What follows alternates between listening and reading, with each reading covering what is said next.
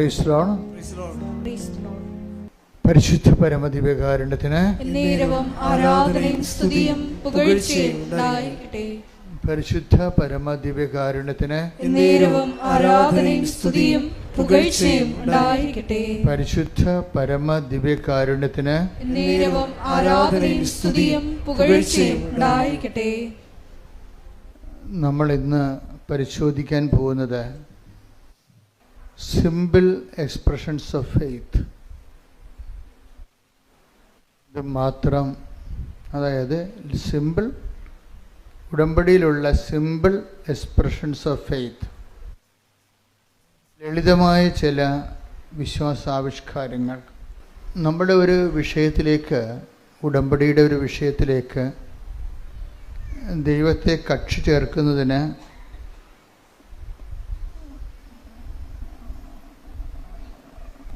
സാധാരണ മനുഷ്യരുടെ ജീവിതത്തിലെ അവർക്ക് ദൈവം കൊടുക്കുന്ന ചില ലളിതമായ പരിഹാര മാർഗങ്ങളുണ്ട്.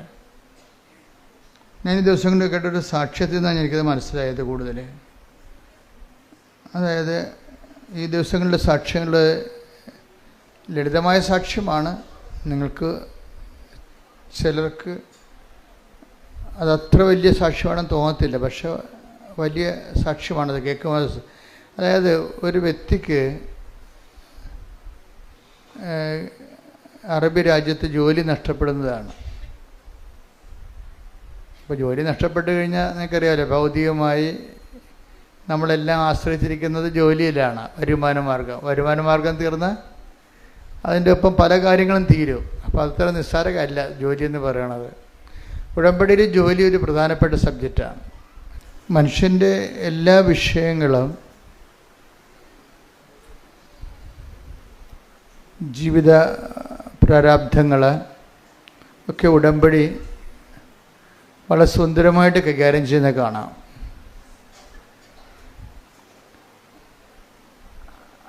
അതിൽ ലളിതമായ ചില പരിഹാര മാർഗങ്ങൾ ചില സാധാരണ മനുഷ്യരിൽ നിന്നുണ്ടാകുമ്പോൾ അതിൻ്റെ സ്ക്രിപ്ചറൽ സ്പേസ് സുവിശേഷവിഹിതമായി അതിൻ്റെ സ്ഥാനം എവിടെയാണ് എന്ന് പരിശോധിച്ചിട്ട് നിങ്ങൾക്ക് കൂടി, അവർക്ക് മാത്രമല്ല അവർ നേടിയെടുത്ത അതേ അനുഗ്രഹം നിങ്ങൾക്ക് നേടിയെടുക്കാൻ വേണ്ടി ആണ് ഞാനത് സാക്ഷ്യത്തെ ജനറലൈസ് ചെയ്യുന്നത്. ചില പെർട്ടിക്കുലർ കാര്യങ്ങളായിരിക്കും നടന്നത്, വളരെ സ്വകാര്യവും ഒറ്റപ്പെട്ടതുമായിട്ടുള്ള കാര്യങ്ങൾ. പക്ഷെ ഞാനത് സാക്ഷ്യത്തിൽ അത് വിശദീകരിക്കുമ്പോൾ എന്താണ് ഞാൻ ചെയ്യുന്നത്? ഞാനതിനെ ജനറലൈസ് ചെയ്തിട്ട് മറ്റുള്ളവരെ കൂടി ആപ്ലിക്കേറ്റ് ചെയ്യാൻ പറ്റുന്ന രീതിയിൽ ഞാനതിനെ ഒരു സയൻറ്റിഫിക് രീതിയിൽ അറേഞ്ച് ചെയ്ത് തരും നിങ്ങൾക്ക്. അവരിങ്ങനെ ചെയ്തപ്പോഴാണ് രക്ഷപ്പെട്ടത്, അത് ചുരുക്കത്തിലുള്ള അവരിങ്ങനെ ചെയ്തപ്പോഴാണ് രക്ഷപ്പെട്ടത്. നിങ്ങളും ആ ഒരു മാർഗം നോക്കിയാൽ നല്ലതായിരിക്കും, ചിലവർ രക്ഷപ്പെടാൻ സാധ്യതയുണ്ട്. എന്തുകൊണ്ട് നിങ്ങൾ ആ വഴി നോക്കിയാൽ രക്ഷപ്പെടും? അതിൻ്റെ ബുദ്ധിപരമായ കൺകറൻസ്, ഇൻ്റലക്ച്വൽ കൺകറൻസ് എന്ന് പറയും. ബുദ്ധിപരമായിട്ടുള്ള യുക്തി എവിടെയാണ് അത് ഞാൻ സാക്ഷ്യത്തിൽ പറയും. അപ്പോഴേ കുറച്ച് എഡ്യൂക്കേറ്റഡ് ആയിട്ടുള്ള ഓഡിയൻസിനെ ഇപ്പം അച്ഛൻ പറഞ്ഞത് ശരിയാണ് എന്നവർക്ക് പറയും. കാര്യം അവർ യുക്തി കൊണ്ടാണ് ചില കാര്യങ്ങൾ ചെയ്യണത്. കുറച്ച് എഡ്യൂക്കേഷൻ കൂടി കഴിയുമ്പോൾ പിന്നെ നമ്മൾ റീസണും ഭയങ്കര വില്ലനായിട്ട് വർക്ക് ചെയ്യും. എഡ്യൂക്കേഷന് അങ്ങനെ ഗുണമുണ്ട് ദോഷമുണ്ട്. എഡ്യൂക്കേഷൻ ലെവൽ കൂടിക്കഴിഞ്ഞാൽ റീസൺ, ബുദ്ധി ഒരു വില്ലനായിട്ട് വർക്ക് ചെയ്യും. എന്തിൻ്റെ? വിശ്വാസത്തിൻ്റെ വില്ലനായിട്ട് വരും. ഇപ്പോൾ എല്ലാ സിനിമയിലും എല്ലാ കഥകളിലും ഒരു ഹീറോയും ഉണ്ടാവും, ഒരു വില്ലനും ഉണ്ടാവും. അപ്പോൾ ഹീറോ ആയിട്ട് വരണത് പലപ്പോഴും വിശ്വാസമായിരിക്കും. അതിൻ്റെ വില്ലനായിട്ട് വരണത് ആരായിരിക്കും? യുക്തിയായിരിക്കും. ഇനി യുക്തിയെ നമ്മളെങ്ങനെയായിട്ട് മലത്തിയടിക്കണം എന്നുള്ളതാണ് പിന്നീട് അടുത്ത പ്രോസസ്സിലൂടെ പറയണത്. കാര്യം ഇവർ രണ്ടുപേരും കൂടി ഒരുമിച്ച് പോവുക ചില സമയത്ത് സാഹചര്യം ഒക്കത്തില്ല. സാധാരണഗതിയിൽ ഇവർ തമ്മിൽ സഹസഞ്ചാരമാണ്, യുക്തിയും വിശ്വാസവും ഒരുമിച്ചാണ് പോണത്. പക്ഷെ ചില മേഖലയിൽ വന്നു കഴിഞ്ഞാൽ യുക്തി വർക്കൗട്ട് ചെയ്യത്തില്ല. എന്താ കാര്യം? അവിടെ വിശ്വാസത്തിൽ അധിഷ്ഠിതമായ സ്നേഹം മാത്രമേ വർക്കൗട്ട് ചെയ്യത്തുള്ളൂ. അവിടെ യുക്തി വർക്കൗട്ട് ചെയ്യത്തില്ല. യുക്തി വർക്കൗട്ട് ചെയ്ത് കഴിഞ്ഞാൽ ഇറ്റ് ഈസ് കോമൺ എന്ന് എൻ്റെ അർത്ഥം. യുക്തി ഉപയോഗിച്ച് കഴിഞ്ഞാൽ വിശ്വാസമില്ലാത്തവർക്ക് യുക്തി കൊണ്ട് ജീവിക്കാൻ പറ്റും. വിശ്വാസമില്ലാത്തവർക്ക് യുക്തി കൊണ്ട് ചിലർക്ക് ജീവിക്കാൻ പറ്റും ചില കാര്യങ്ങൾക്ക്. പക്ഷെ യുക്തി മാത്രമുള്ളവർക്ക് വിശ്വാസം കൊണ്ട് ജീവിക്കാൻ പറ്റത്തില്ല. ഇതാ വിഷയം. യുക്തി മാത്രം ഉപയോഗിക്കുന്നവർക്ക് വിശ്വാസം കൊണ്ട് ജീവിക്കാൻ പറ്റത്തില്ല. കാര്യം എന്താണ്? ചില വിഷയങ്ങൾ യുക്തിയാതീതമാണ്. ഇപ്പോൾ ഇവിടെ പറയുന്ന ഒരു സാക്ഷ്യത്തിൽ ഒരു മായയുണ്ട്, ഒരു സുശീലയുണ്ട്. നാട്ടുകാരാണ്, ചേർത്തലക്കാരാണ് ഇവർ. അപ്പോൾ സുശീലയുടെ മകളാണ് ഈ മായ. മായയെ ഒരു അവളുടെ ഏജൻസി പറ്റിച്ചു എന്നാണ് പ്രശ്നം. ഈ കേസ് സ്റ്റഡി പോണത് ഇങ്ങനെയാണ്, ആ സാക്ഷ്യം പോണത് ഇങ്ങനെയാണ്. മായയെ ഏജൻസി 5 ലക്ഷം രൂപ വാങ്ങിച്ച് ഇവർ ഗൾഫിൽ ജോലി കൊടുക്കാമെന്ന് പറഞ്ഞു. പക്ഷേ കഫീലിന് അവിടെയുള്ള വിസ നമുക്ക് തരുന്ന ആളിന് ഏജൻസി പൈസ കൊടുത്തില്ല. ആ പൈസയും കൊണ്ട് ഏജൻസി മുങ്ങി. ഇപ്പോഴേ കഫീലിൻ്റെ പേരിലാണ് ഇവിടെ വിസ നിൽക്കണത്. അവരാണെങ്കിൽ അത് കാരണം എന്ത് പറ്റുമെന്ന്, ഇവരുടെ ജോലിയുടെ പകുതി ശമ്പളം കഫീലിന് പോവും. ഇവർ ജോലി ചെയ്യുന്നുണ്ട്, പക്ഷേ ശമ്പളം പകുതിയോടും ഈ വിസ തന്ന ആൾ അവർക്ക് പൈസ കിട്ടിയില്ലല്ലോ. ഏജൻസിക്ക് പൈസ കിട്ടി, ഏജൻസി മുങ്ങിയല്ലോ. അപ്പോൾ ആ പൈസ അവർക്ക് കിട്ടാത്ത കാരണം ഇവരെ വെച്ചുകൊണ്ട് അവർ കാശുണ്ടാക്കുകയാണ്. പക്ഷേ ഇവർക്ക് രണ്ടുപേർക്കുള്ള കാശുകൾ നേരത്തെ കൊടുത്തിരുന്നു. അത് പക്ഷേ ഏജൻറ്റ് കഫീലിന് കൊടുത്തില്ല. അതാണ് പ്രശ്നം. വിസ ഡോണറിന് കൊടുത്തില്ല. ജീവിതം നരകതുല്യമായിപ്പോയി. എന്താ? ജോലിയേ ഇല്ല. ഉള്ള ജോലിയുടെ പകുതി ശമ്പളം കൊണ്ട് കഫീൽ പോകും. പിന്നെ ഇവർ തമ്മിൽ അവസാനം ഇത് പറഞ്ഞ് തർക്കമായി, വഴക്കായി, സങ്കടമായി, നിലവിളിയായി. പണി ചെയ്തിട്ട് കാര്യമില്ല, നാട്ടിൽ പൈസ അയക്കാൻ പറ്റണില്ല, ചിലവിന് പൈസ തികയുന്നില്ല. അന്യരാജ്യങ്ങളിൽ പോയി വിഷമിക്കുന്നവർ എന്തുമാത്രമാണെന്നറിയോ? അവരെല്ലാവരും, നിങ്ങൾ ഓർക്കരുത്, നിങ്ങൾ അവർ പോകുമ്പോൾ എല്ലാം ഭംഗിയായിട്ട് അവർ സന്തോഷമായിട്ട് ജീവിക്കണമെന്ന്. അവരിതിനേക്കാൾ കഷ്ടപ്പെട്ട് അതായത് ഒരു 60% പേര് ഇവിടെ കേരളത്തിൽ ജീവിച്ചതിനേക്കാൾ മോശമായിട്ട് അവിടെ ജീവിക്കണം. അവിടെ ചെന്നാലേ അത് മനസ്സിലാകത്തുള്ളൂ. ഞാൻ കഴിഞ്ഞ ദിവസങ്ങളിലൊക്കെ ഷാർജയിൽ ധ്യാനം നടത്തിക്കൊണ്ടിരിക്കും. ഇപ്പം രാവിലെ 3 ആൾക്കാർ എന്നെ കാണാൻ വേണ്ടി നിൽക്കും. 5 മണി വെളുപ്പിന് 5 മണിക്ക് തന്നെ ആൾക്കാർ വരും. ഞാൻ 2 മണി വരെ കാണും. അപ്പം ഞാൻ തളർന്നു പോകും. കാര്യം ധ്യാനമുണ്ട്. വൈകുന്നേരം 5 മണിക്ക് ധ്യാനം തുടങ്ങിയാൽ 10 മണിക്കാണ് തീരണത്.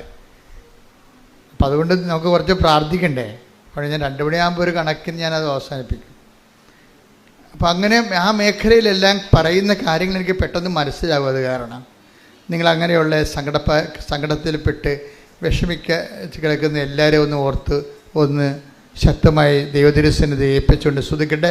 ഹല്ലേലൂയ, ഹല്ലേലൂയ, ഹല്ലേലൂയ, ഹല്ലേലൂയ, ഹല്ലേലൂയ. യേശുവേ നന്ദി, ഹല്ലേലൂയ, ആരാധന യേശുവേ. വിദേശ ഹല്ലേലൂയ, രാജ്യങ്ങളിൽ ഹല്ലേലൂയ, പല ഹല്ലേലൂയ. കാരണങ്ങൾ മൂലം യേശുവേ ആരാധന, പോയ ആരാധന. മക്കളെ ഈ ആരാധനയോട് ചേർത്ത് ഞങ്ങൾ സമർപ്പിച്ച് പ്രാർത്ഥിക്കുന്നു. സഞ്ചാരി മാതാവ് സഞ്ചരിച്ചെത്തി പരിശുദ്ധ പരമദിവ്യകാരുണ്യത്തിന് എന്നേരവും ആരാധനയും സ്തുതിയും പുകഴ്ചയും ഉണ്ടായിരിക്കട്ടെ. പരിശുദ്ധ പരമദിവ്യകാരുണ്യത്തിന് എന്നേരവും ആരാധനയും സ്തുതിയും പുകഴ്ചയും ഉണ്ടായിരിക്കട്ടെ. അപ്പം ഇങ്ങനെയുള്ളൊരു വിഷമസന്ധി വന്നപ്പോൾ ഇവൾക്ക് ഈ മായയ്ക്ക് എന്ത് ചെയ്യണമെന്നറിയാൻ പാടില്ല.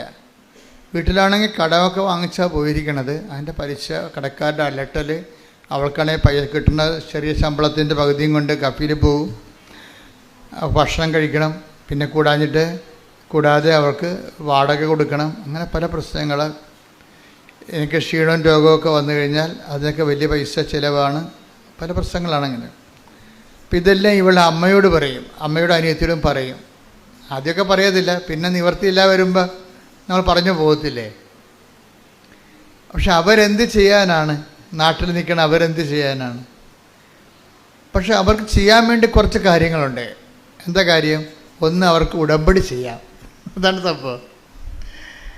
ചിലർ എന്നോട് പറയും, ഞാനവിടെ ചെന്നപ്പോൾ എന്നൊക്കെ വിളിച്ച് അവർ പറഞ്ഞ വിമർശനം, ചിലർ പറഞ്ഞത് അച്ഛൻ ഈ ജീവിത പ്രസംഗമാണ് എപ്പോഴും പറയണത്, മാതാവിനെ കുറിച്ചേ പറയത്തുള്ളൂ. ഞാൻ പറഞ്ഞു, മാതാവ് ആണ് ജീവിത പ്രശ്നം എടുക്കുന്നത്. അവർക്ക് വീഞ്ഞില്ല, ജോലിയില്ല, വീടില്ല, വിവാഹം നടക്കണില്ല, രോഗമാണ്, എന്നൊക്കെ ഈശോ അടുത്ത് പറയണത് ആരാണ്? മാതാവല്ലേ. പിന്നെ നമുക്ക് എന്താണ് ജീവിത പ്രശ്നങ്ങളെന്ന് പറയുമ്പോൾ? ജീവിത പ്രശ്നങ്ങളൊന്നും ഇല്ലാത്തവർക്ക് ചിലപ്പോൾ എൻ്റെ പ്രസംഗങ്ങൾ ചിലപ്പോൾ അവർക്ക് അഫ്ലുവൻ്റായിട്ടൊക്കെ ജീവിക്കുന്ന ആൾക്കാരില്ലേ, അഫ്ലുവൻ്റായിട്ട്. ഈ ഏറ്റവും അപകടകാരികളെന്ന് പറയണത് എനിക്ക് തോന്നിയിരിക്കുന്നത് ഒന്നെങ്കിൽ എക്സ്ട്രീമിൽ ജീവിക്കുന്നവർ, ഭയങ്കര കഷ്ടപ്പെട്ട് ജീവിക്കുന്നവരും, അതുപോലെ ഏറ്റവും നല്ലവണ്ണം ജീവിക്കുന്നവരും. ഇതിൻ്റെ ഇടയ്ക്കൊന്ന് ജീവിക്കാനാണ് നോക്കേണ്ടതെന്ന് തോന്നണം. ഏറ്റവും നല്ലവണ്ണം ജീവിക്കുന്നവരുണ്ട്, അവർക്ക് ദൈവത്തിനെ കൊണ്ട് ആവശ്യമില്ല. ഏറ്റവും മോശമായിട്ട് ജീവിക്കുന്നവർ, അവരുടെ ജീവിതത്തിൻ്റെ പ്രശ്നങ്ങൾക്ക് പരിഹാരം ഉണ്ടായില്ലെങ്കിൽ പിന്നെ ദൈവത്തിന് എന്തിനാണെന്ന് അവർക്ക് ഒരു ഈ രണ്ട് കക്ഷികൾക്കും അവരെല്ലാം ഡേഞ്ചർ സോണിലാണ് നിൽക്കുന്നത്.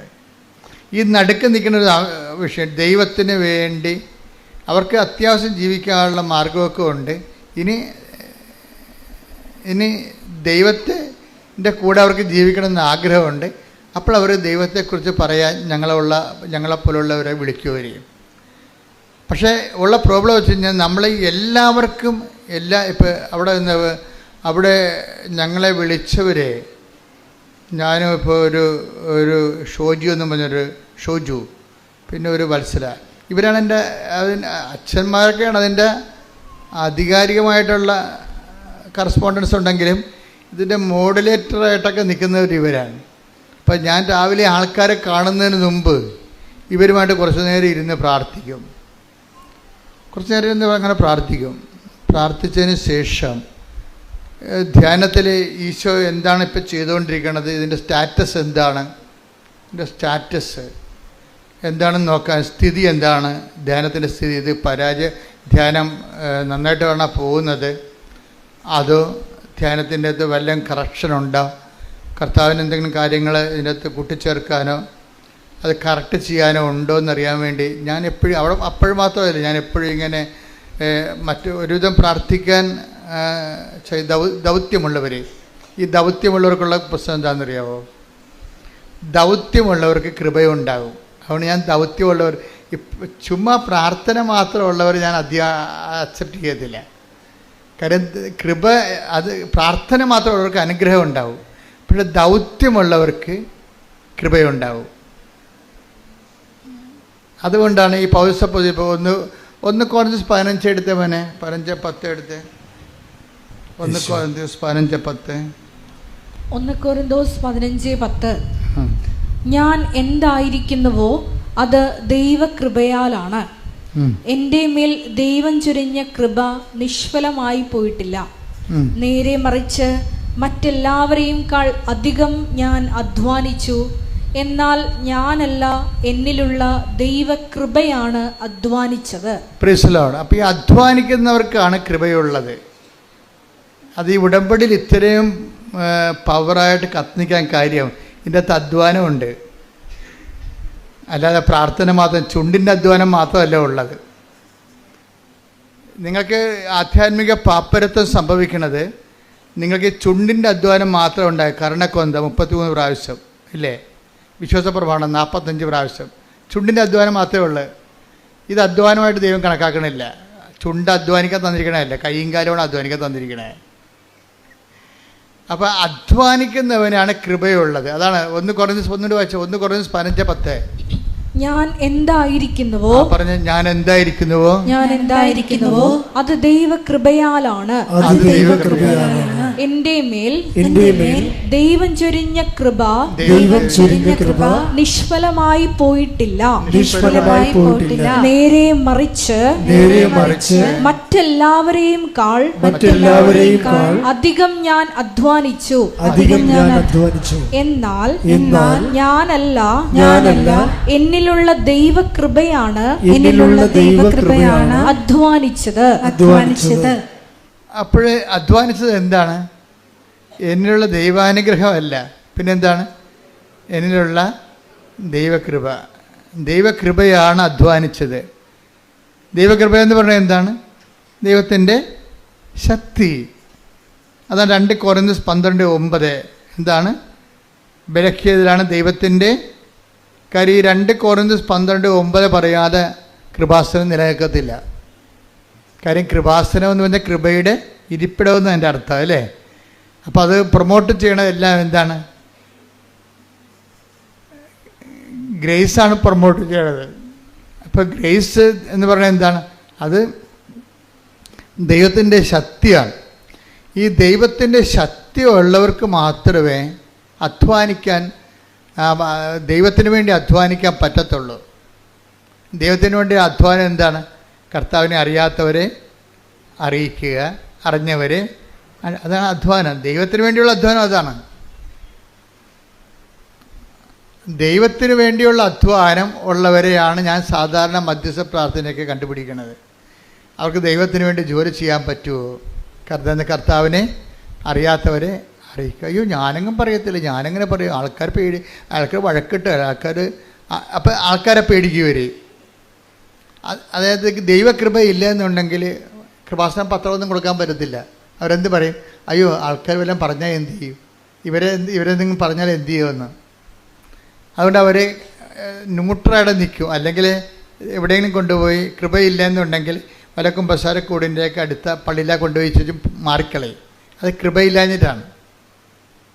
അവർ കൃപയില്ല, കാര്യം അധ്വാനിക്കാൻ പറ്റണില്ല അവർക്ക്. ഇപ്പം ചില പറഞ്ഞാൽ ഞാൻ ഓർഫനേജിൽ പോയി, ഞാൻ ഓൾഡ് ഏജ് ഹോമിൽ പോയി, ഒരു ദിവസം അവരുടെ കൂടെ താമസിച്ചു. അവിടെ പഴയ മുഷിഞ്ഞ ഉടുപ്പെല്ലാം ഞാൻ വാങ്ങിച്ചിട്ട് ഞാൻ വാഷിംഗ് മെഷീൻ കൊണ്ടിട്ട് കഴുകി അവർക്ക് തേച്ച് കൊടുത്തു. അവർക്ക് അല്ലെങ്കിൽ ഞാൻ ഒരു ദിവസം അവിടെ പോയി ഭക്ഷണം ഉണ്ടാക്കി കൊടുത്തു. അവർക്ക് അധ്വാനമാണ്, കർത്താവിന് വേണ്ടിയുള്ള അധ്വാനമാണ്. അതെന്തുകൊണ്ടാണ്? അത് കൃപയാണ്.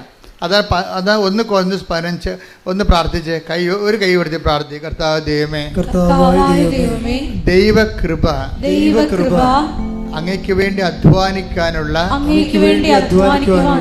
ദൈവകൃപ എന്നിൽ നിറയാൻ വേണ്ടി ഞാൻ പ്രാർത്ഥിക്കുന്നു. ശ്രുതികട ഹല്ലേലൂയ, ഹല്ലേലൂയ, ഹല്ലേലൂയ, ഹല്ലേലൂയ, യേശുവേ ഹല്ലേലൂയ, ഹല്ലേലൂയ, ഹല്ലേലൂയ, മഹത്വം, മഹത്വം, ആരാധന, ആരാധന, ഹല്ലേലൂയ, ഹല്ലേലൂയ. അപ്പോൾ നിങ്ങൾക്ക് അധ്വാനിക്കാൻ തോന്നണില്ല എന്നുണ്ടെങ്കിൽ ഉടമ്പടി മുന്നോട്ട് പോകത്തില്ല. അതാണ് പ്രശ്നം. കാര്യം എന്താണ്? ഉടമ്പടി അവൻ പറയണ പോലെ ചെല്ലുകയല്ലല്ല, അവൻ പറയണ പോലെ അധ്വാനിക്കുകയാണ്. അതാണ് പ്രശ്നം. മറ്റു പ്രാർത്ഥനകളും ഉടമ്പടിയും തമ്മിലുള്ള വ്യത്യാസം അതാണ്. ഉടമ്പടി അവൻ പറയണ പോലെ ചെയ്യുകയാണ്. അപ്പം അതെല്ലാം ചൊല്ലുകയല്ല. നമുക്ക് ഈ 10, 100 കൊല്ലം 1000 കൊല്ലം ഒക്കെ ആയിട്ടും ക്രിസ്ത്യാനിറ്റിയിൽ എത്ര നിങ്ങൾ പുതിയ ധ്യാന രീതികളൊക്കെ ഉണ്ടായാലും മനുഷ്യൻ പണ്ടേ ചെണ്ടയും കോരും ശങ്കരൻ തെങ്ങ തന്നെയാണ്. ചുണ്ടിൻ്റെ അഭ്യാസം അറിയാൻ പാടുള്ളത്. അതാണ് വിഷയം. അതാണ് അതിൻ്റെ വരുന്നത്. ഉടമ്പടി എല്ലാത്തിനേക്കാൾ വ്യത്യസ്തമാക്കുന്നത്. ഇപ്പോൾ ഫാദർ ആൻ്റണി ഓക്കാമിൻ്റെ സാക്ഷ്യമില്ലേ? ഇപ്പോൾ ഒരു 11,000 ആൾക്കാർ കണ്ടു രാവിലെ. 3 അച്ഛനും ഒരു കന്യാസിയും കൂടി വന്ന് സാക്ഷ്യം പറയുന്നത്. നിങ്ങളത് വീട്ടിൽ പോയി കാണണമെന്നല്ലായിരിക്കും. ഒരച്ഛനും 2 അച്ഛന്മാരും ഒരു കന്യാസ്ത്രീയും കൂടി പറയുന്ന സാക്ഷ്യം. ഫാദർ ആൻ്റണി ഓക്കാം ജർമ്മനിൽ 19 കൊല്ലം വർക്ക് ചെയ്യണം. അപ്പോൾ അദ്ദേഹം എന്താ പറയണമെന്ന് വെച്ച് കഴിഞ്ഞാൽ, ഞാനൊരു കവനൻറ്റിലാണ്, ബൈ ബർത്ത് ജ്ഞാനസ്ഥാനത്തിൽ നമ്മൾ കവനൻറ്റിലാണ്. പിന്നെ ഞാൻ പട്ടം കിട്ടിയപ്പോൾ ഒരു കവനൻറ്റിലാണ്. പിന്നെ എനിക്കെന്തിനാ വേറെ ഒരു കവനൻറ്റ്, മരിയൻ കവനൻറ്റ്? അപ്പം ഞാനിതിനെ നിഷേധിക്കുമായിരുന്നു. പുള്ളി അങ്ങനെ പറഞ്ഞത്. കാര്യം ഞാനെടുത്ത പട്ടത്തിൻ്റെ കവനൻറ്റിനേക്കാൾ വലുതാണോ ഈ മരിയൻ കവനൻറ്റ് എന്നാണ് അദ്ദേഹത്തിൻ്റെ അനിയൻ പണ്ട് ഉടമ്പടി എടുത്തപ്പോഴേ അനിയനോട് തർക്കിച്ച് വീട്ടിൽ വന്നപ്പോൾ തർക്കിച്ചതാണ്. ഇതാണ് ഞങ്ങളെടുത്ത പട്ടത്തിനേക്കാൾ വലുതാണോ മരിയൻ ഉടമ്പടി എന്ന്. കാര്യം ഞങ്ങൾ ഒരു ലൈഫ് കമ്മിറ്റ്മെൻ്റ് എടുത്തിരിക്കുകയല്ലേ. അപ്പോൾ അതിൻ്റെ താഴെയല്ലേ ഇത് വരത്തുള്ളൂ എന്നുള്ളൊരു കൺഫ്യൂഷനായിരുന്നു. പക്ഷേ അച്ഛന് ഒരിക്കൽ ഒരു പ്രശ്നമുണ്ടായി. പ്രശ്നം ഉണ്ടാകുമ്പോൾ പിന്നെ ഉടമ്പടിയേ ഉണ്ടാകത്തുള്ളൂ. അച്ഛൻ്റെ പ്രശ്നം എന്ന് വെച്ച് കഴിഞ്ഞാൽ, അച്ഛൻ ഒരു നല്ല മനസാക്ഷി കൂടുതലുള്ള അച്ഛനാണ്. അച്ഛൻ ഈ B1 B2 ഒക്കെ പാസ്സാകാത്ത പിള്ളേരെ ഇവിടുന്ന് കൊണ്ടുപോയി ജോലിക്ക് വേണ്ടി കൊണ്ടുപോയി. കാര്യം B1 B2 പാസ്സാക്കി അതിന് തന്നെ 7 ലക്ഷം രൂപയൊക്കെ 2 ലക്ഷം രൂപ 2 ലക്ഷം രൂപയൊക്കെ വാങ്ങിച്ചിട്ടാണ് ആൾക്കാർ B1 B2 ഒക്കെ പാസ്സാക്കി എടുക്കണം.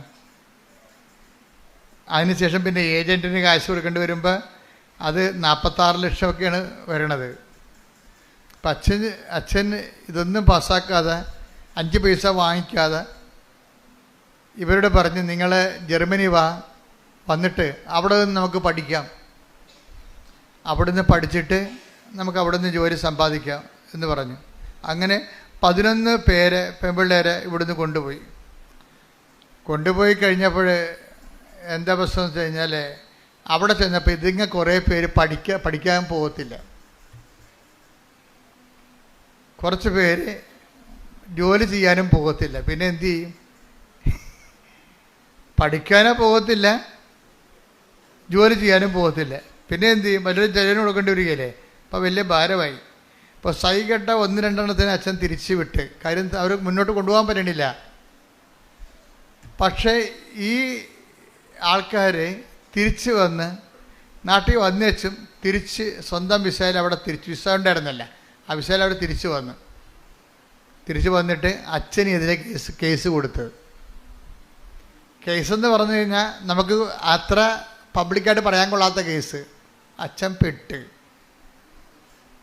അച്ഛൻ പറയാണ്, ഞാൻ നോൻപ് കാലത്ത് തന്നെ കേസ് വന്നത്, എനിക്ക് ആരും ആശ്രയം, ഞാൻ കുരിശുരൂപം പിടിച്ച് കെട്ടിത്തൂങ്ങി കരഞ്ഞ്, എൻ്റെ മുറിയിലൊരു കുരിശുരൂപമുണ്ട്, ആ കുരിശുരൂപത്തെ കെട്ടി ഞാൻ കിടന്ന് കരകിയിരുന്നു. എന്താ കാര്യം വെച്ച് കഴിഞ്ഞാൽ ഈ കേസ് ഹോസ്പിറ്റലുകാരെടുത്തിട്ട് ഈ പൈസ വാങ്ങിക്കാതെ കൊണ്ടുപോയി ഫ്രീ ആയിട്ട് പാവത്തങ്ങളെ പഠിപ്പിക്കണ ആ പ്രോജക്റ്റ് തന്നെ അവർ കട്ട് ചെയ്യാൻ പോകുന്നു. അപ്പം മൊത്തം ഇറങ്ങിപ്പോരേണ്ടി വരും, പോയ പോലെ തന്നെ എല്ലാം വരേണ്ടി വരും. അങ്ങനെയുള്ള ജീവിതത്തിൽ ഏറ്റവും ചങ്ക് കണ്ടിക്കുന്ന ഒരു പ്രശ്നമാണ്. ഇപ്പം നമുക്കൊക്കെ സ്വന്തമായിട്ട് സംഭവിക്കുമ്പോൾ അതിൻ്റെ ഊത്തലറിയത്തുള്ളൂ, അത്രയും വിഷമമായി. അപ്പോൾ അച്ഛൻ എപ്പോഴും സംസാരിക്കണ എന്തെങ്കിലും വിഷയങ്ങളുണ്ടെങ്കിൽ സംസാരിക്കണ ഒരു സിസ്റ്ററുണ്ട്. സിസ്റ്റർ പറഞ്ഞ്, സിസ്റ്റർ ഇതാണ് വിഷയമെന്ന് പറഞ്ഞു. അപ്പോൾ സിസ്റ്റർ എടുത്ത വായിക്കും പറഞ്ഞ്, അച്ഛന് ഉടമ്പടി എടുത്ത് രക്ഷപ്പെടുമെന്ന്, മാതാവ് രക്ഷപ്പെടുത്തുമെന്ന് പറഞ്ഞു. അപ്പോൾ എന്ത്, ഈ ഭൂമിയിലെ എല്ലാ അതിർത്തികളിലും തന്നെ മാതാവിൻ്റെ ആൾക്കാരെ വെച്ചിട്ടുണ്ട്. കാര്യം ഇത് കൃപാസനത്തിൻ്റെയോ ഈ ധ്യാനകേന്ദ്രത്തിൻ്റെ ഒരു വിഷയമല്ല. ഇതാരുടെ വിഷയമാണ്? ഇത് ദേവപിതാവിൻ്റെ വിഷയമാണ്. കാര്യം ഞാൻ പറഞ്ഞിട്ട് അല്ലല്ല അമ്മ പ്രത്യക്ഷപ്പെട്ടത്. ദുരന്തമുണ്ടാകാൻ പോണ് പ്രാർത്ഥിക്കണമെന്ന് ദൈവം എടുത്ത ഒരു തീരുമാനത്തിന് എന്നെക്കൂടി സാക്ഷിയാക്കിയെന്നേ ഉള്ളൂ.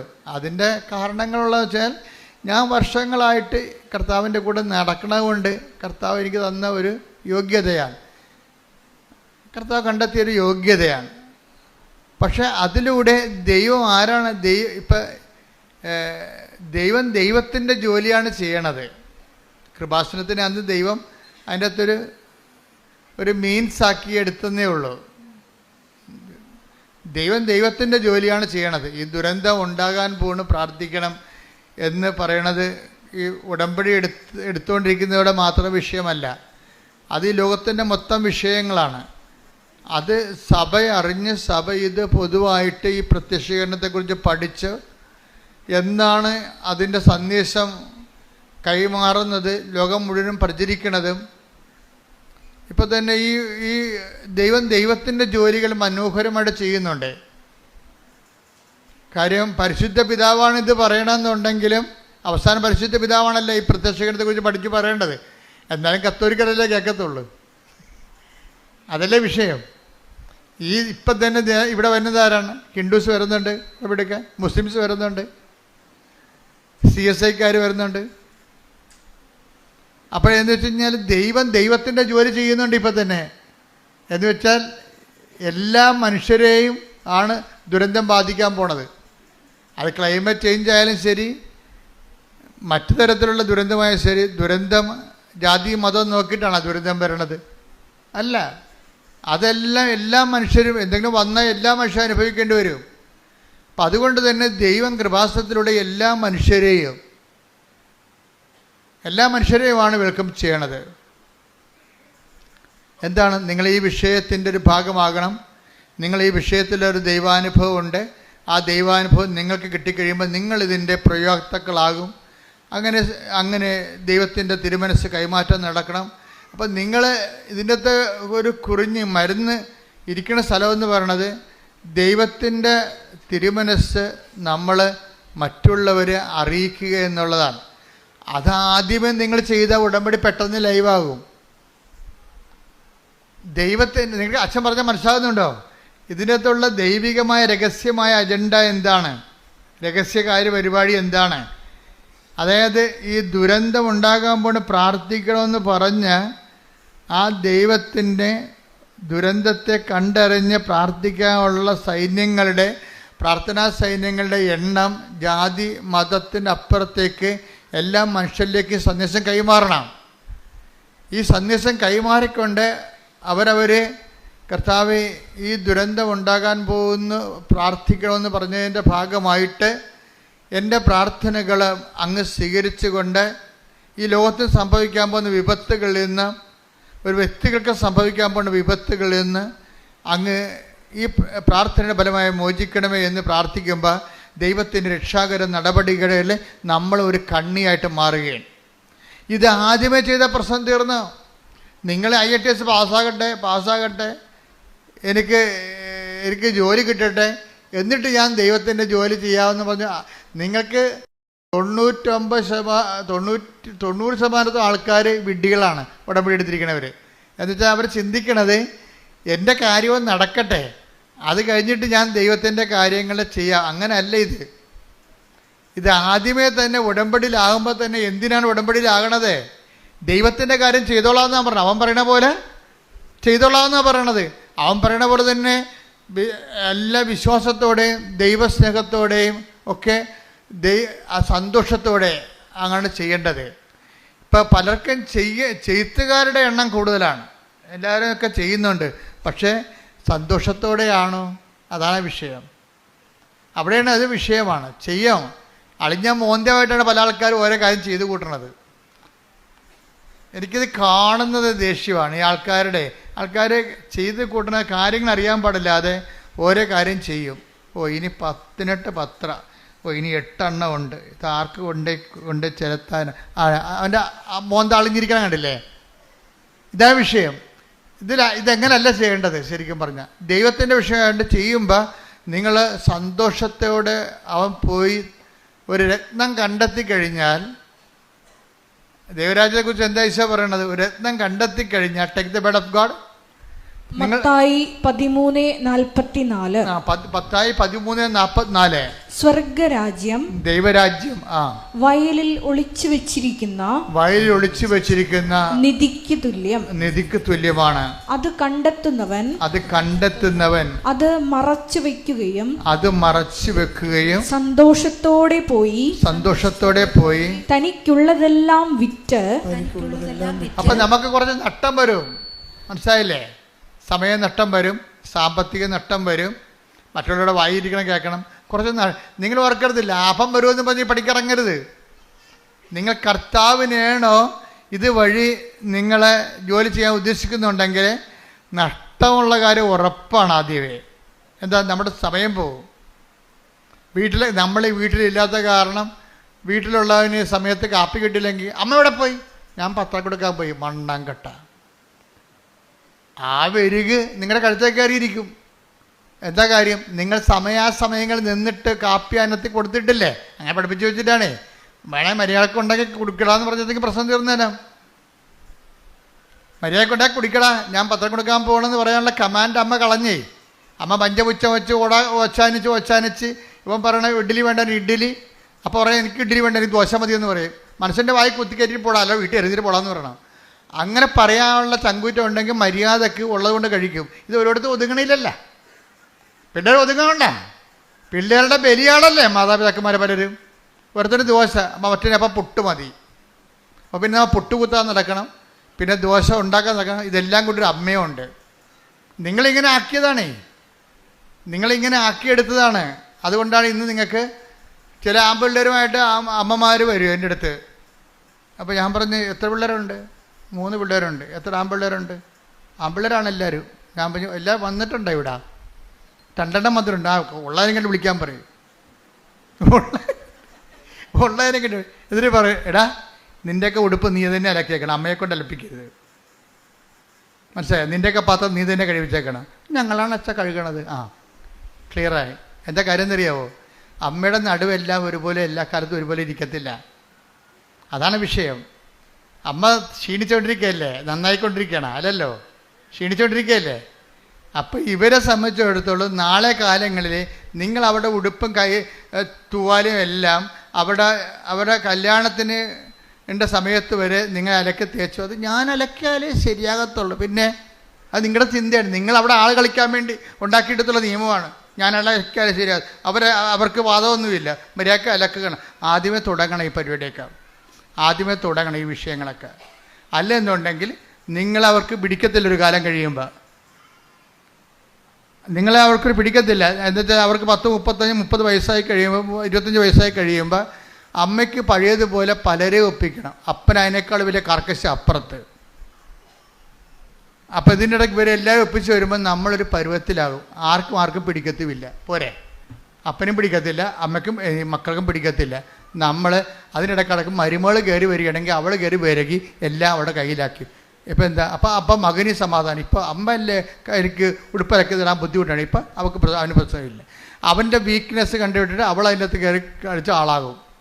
ഉടമ്പടി എടുക്കുമ്പോൾ നമ്മൾ ശ്രദ്ധിക്കേണ്ട കാര്യം, ദൈവ സ്നേഹത്തിന് വിരുദ്ധമായ എന്തെങ്കിലും അടിയൊഴുക്കുകളുണ്ടെങ്കിൽ ഉടമ്പടി വർക്കൗട്ട് ചെയ്യത്തില്ല. ദൈവസ്നേഹത്തിന് നിങ്ങളെ അതായത് നിങ്ങളുടെ മനസ്സിലിരിപ്പ് വേറെ വല്ലതും ആണെങ്കിലേ, അതിനാണ് ഈ സത്യഹൃദയം എന്ന് പറഞ്ഞ വാക്കുണ്ട്. സത്യഹൃദയം. ഹെബ്രായർ 10:22. ഹെബ്രായർ 10:22. അതിനാൽ വിശ്വാസത്തിന്റെ ഉറപ്പുള്ള സത്യഹൃദയത്തോടെ എന്ന് പറഞ്ഞ് കേട്ടില്ലേ? സത്യഹൃദയം. അപ്പൊ കള്ളഹൃദയം ഉണ്ടെന്ന് എൻ്റെ അടുത്ത് അല്ലേ?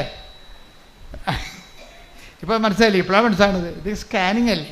ധ്യാനം എന്ന് പറഞ്ഞാൽ എന്താണ്? ഒരു പെറ്റ് സ്കാനിങ് പോലെ ഇരിക്കും. ഉള്ള ഡീറ്റെയിൽസ് എല്ലാം പുറത്തു വരും. എന്താണ് പറഞ്ഞത്? അതിനാൽ വിശ്വാസത്തിന്റെ ഉറപ്പുള്ള സത്യഹൃദയത്തോടെ നമുക്കടുത്ത് ചെല്ലാം.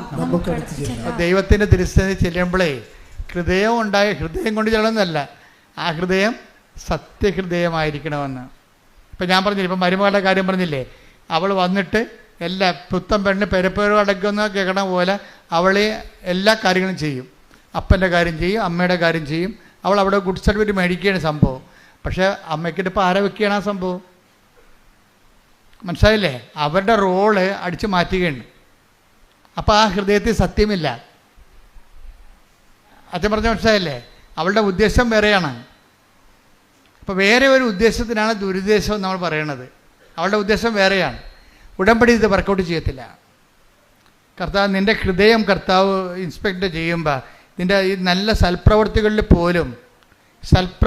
പോലും സ്വർഗീയ ഇടങ്ങളിൽ പോലും വസിക്കുന്ന എഫെസോസ് 6:12 എന്തെന്നാൽ നമ്മൾ മാംസത്തിനും രക്തത്തിനും എതിരായിട്ടല്ല പ്രഭുത്വങ്ങൾക്കും ആധിപത്യങ്ങൾക്കും ഈ അന്ധകാര ലോകത്തിന്റെ അധിപന്മാർക്കും സ്വർഗീയ ഇടങ്ങളിൽ വർത്തിക്കുന്ന തിന്മയുടെ ദുരാത്മാക്കൾക്കുമെതിരായിട്ടാണ് പടവെട്ടുന്നത്. അപ്പൊ ഈ സത്യത്തിന്റെ ഹൃദയവും സ്വർഗീയ ഇടങ്ങളുടെ ദുരാത്മാവും ചേർത്ത് വായിക്കേണ്ട വചനങ്ങളാണ്. നമ്മൾ സ്വർഗീയമായ സ്നേഹത്തിൻ്റെ ദൈവികമായ കാര്യമാണെന്ന് പറയുമ്പോഴും അതിൻ്റെ പിന്നിലുള്ള അടിയൊഴുക്ക് ദുരാത്മാവിൻ്റെതായിരിക്കും. കാര്യം ഉദ്ദേശം എന്താണെന്നുള്ളതാണ് പ്രശ്നം. ഒരു വിഷയത്തിൻ്റെ ഇൻറ്റൻഷൻസ് ആണ് പ്രോബ്ലം. എന്ത് ചെയ്യുന്നു എന്നല്ല പ്രശ്നം. What spirit Leeds U. നീ ചിലപ്പോൾ ഭയങ്കര തങ്കപ്പെട്ട വർത്തമാനവും വലിയ നല്ല കാര്യമാണ് ചെയ്യണത്. പക്ഷെ അതിൻ്റെ ഇൻറ്റൻഷൻ മോശമാണെങ്കിൽ ഈ സ്വർഗീയ ഇടത്തിലെ ദുരാത്മാവായിട്ടത് വർക്കൗട്ട് ചെയ്യും. ഉടമ്പടി നിയോഗങ്ങൾക്കുണ്ടാകുന്നൊരു കുഴപ്പം അതാണ്.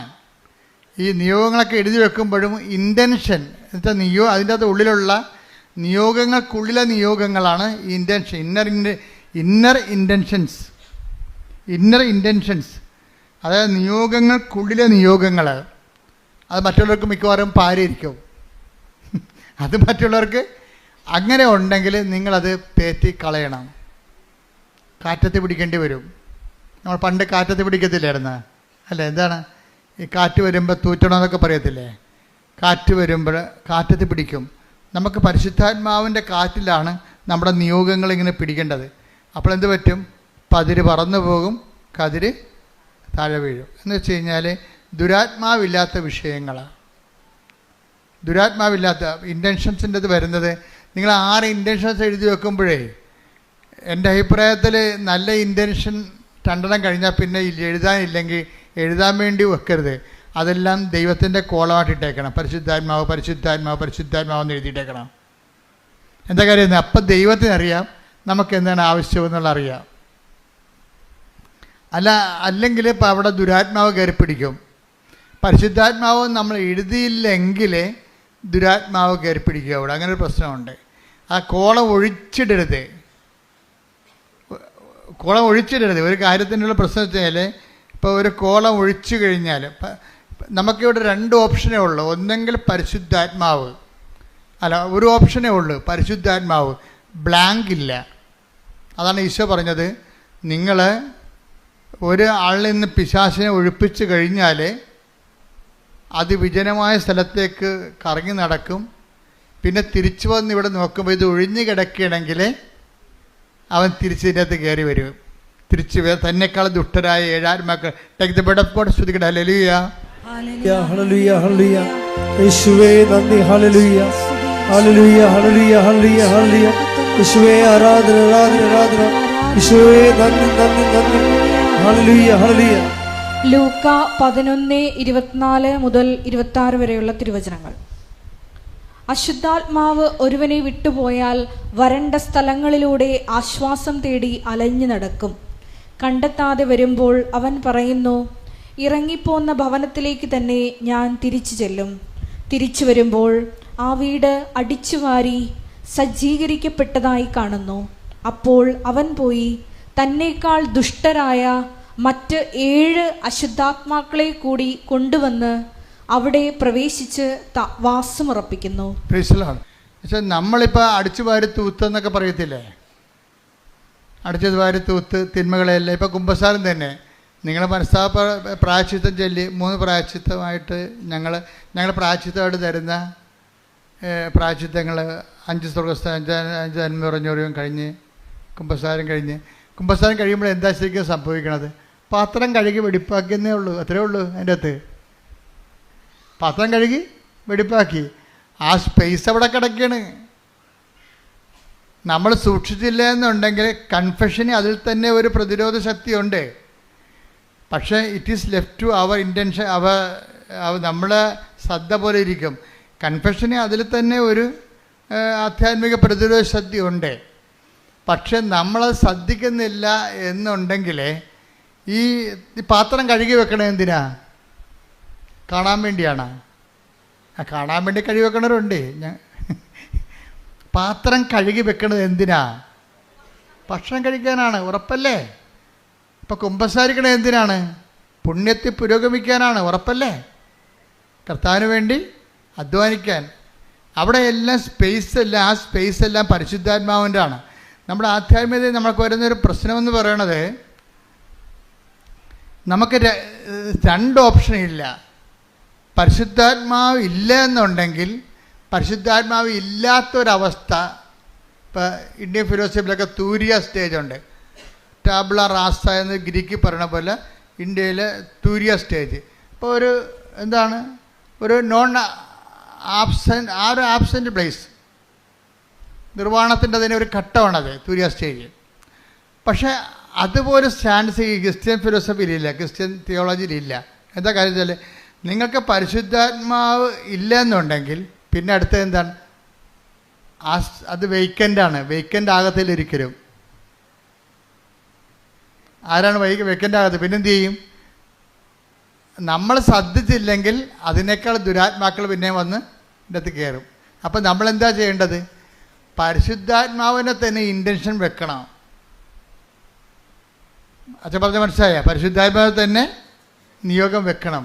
ഇപ്പം നിയോഗം ഇല്ല എന്ന് വെച്ച് കഴിഞ്ഞാൽ, 2 നിയോഗം, എനിക്ക് നിയോഗം ഇല്ല എന്നുണ്ടെങ്കിൽ ബാക്കിയെല്ലാം നിയോഗം ഇല്ല എന്നല്ല, പിന്നെ വല്ലതൊക്കെ എഴുതി വെക്കുകയല്ല ചെയ്യേണ്ടത്. മറിച്ച് പരിശുദ്ധാത്മാവിനെ നിറയ്ക്കണമേ എന്ന് എഴുതി വെക്കണം. പരിശുദ്ധാത്മാവിൻ്റെ ഫലങ്ങളാൽ നിറയ്ക്കണമേ, പരിശുദ്ധാത്മാവിൻ്റെ ദാനങ്ങളാൽ നിറയ്ക്കണമേ, ക്രിസ്തുവിൻ്റെ ദൗത്യമനുസരിച്ച് ജീവിക്കാൻ എന്നെ സഹായിക്കണം. എന്തെല്ലാം എഴുതി വെക്കാൻ പറ്റും? നിങ്ങളതിൻ്റെ അകത്ത് മുഴുവനും ഇത് നിങ്ങളുടെ ഇപ്പം ഞാൻ കഴിഞ്ഞ ദിവസങ്ങളൊക്കെ ആൾക്കാരെ കാണുമ്പോഴേ അവർ പറയും, അച്ഛാ മകൾക്ക് അവിടെ ഇത് PR കിട്ടണം അച്ഛാ എന്ന് പറയും. അപ്പോൾ PR കിട്ടണം. പിന്നെ ഭർത്താവിന് കുറച്ച് രോഗവും സ്മോളിഡിയൊക്കെ ഉണ്ടച്ചാ എന്നൊക്കെ പറയും. അപ്പം അതിനൊന്നും പ്രാർത്ഥിക്കണമെന്ന് പറയും. പിന്നെയും സമയം കിടക്കുമ്പോൾ ഇവർ ഉടനെ പറയും, അച്ഛാ എൻ്റെ അയൽവാസിക്ക് അങ്ങനെയാണ് ഇങ്ങനെയാണ്. അപ്പം നിർത്ത്, അത് അവരുടെ കാര്യമില്ല, വണ്ടി വിട്ടേക്കാൻ പറയും. അപ്പം എന്തെങ്കിലും അവിടെ ഇല്ലെന്നുണ്ടെങ്കിൽ പിന്നെ വയ്യാവേരികളെല്ലാം കൂടി പറഞ്ഞു വെച്ച് ആദ്യം പറഞ്ഞ് ഡയല്യൂട്ടാക്കി കളയും. അത് ദുരാത്മാവിൻ്റെ ഒരു പ്രവർത്തനമാണ്. മറ്റുള്ളവരുടെ കാര്യം പറയണമെന്നില്ല. അങ്ങനെ അത്രയും സീരിയസ് ആണെങ്കിൽ അതായിരിക്കണം നിങ്ങൾ ആദ്യം പറയേണ്ടിയിരുന്നത്. നിങ്ങൾക്കൊന്നും പറയാനില്ലാഞ്ഞ കാരണം എന്നാൽ മറ്റുള്ളവരുടെ കൂടെ ഈ വണ്ടി ആയാലും പോകുന്നുണ്ടല്ലോ, അയാളെ കൂടി കയറിയിരിക്കട്ടെ.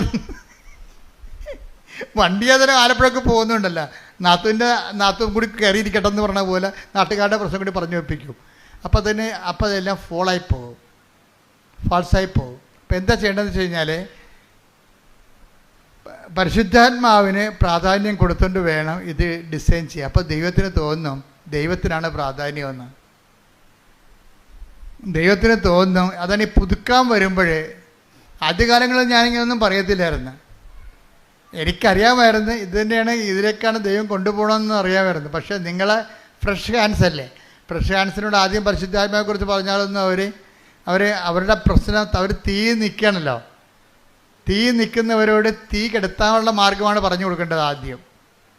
കാരണം ഞാൻ പറഞ്ഞില്ലേ, ഷോജു എന്നൊക്കെ പറഞ്ഞില്ലേ നേരത്തെ, ഇടക്കിട്ട് പോയായിരുന്നു ഷോജു വത്സല. അപ്പോൾ ഞാൻ കൗൺസിലിങ്ങിന് മുമ്പ് അവരോട് പറയും, നമുക്ക് കുറച്ച് നേരം പ്രാർത്ഥിക്കാമെന്ന് പറയും. പ്രാർത്ഥിക്കാമെന്ന് പറഞ്ഞാൽ ഞങ്ങളെ പ്രാർത്ഥിച്ചുകൊണ്ടിരിക്കുന്ന സമയത്ത് ഞാൻ അവരോട് പറഞ്ഞു, നിങ്ങളുടെ സ്റ്റാറ്റസ് എന്താണെന്ന് നോക്കട്ടെ, കർത്താവ് എന്നാ പറയണമെന്ന് കേൾക്കാമല്ലോ, നിങ്ങളതിൻ്റെ ഒരു നമ്പർ പറയാൻ പറയും. അപ്പോൾ ഷോജു ഒരു 8 പറഞ്ഞു, വത്സല ഒരു 7 പറഞ്ഞു. പിന്നെ ഞാൻ ഒരു സുവിശേഷത്തിൻ്റെ പേര് പറയാൻ പറയും.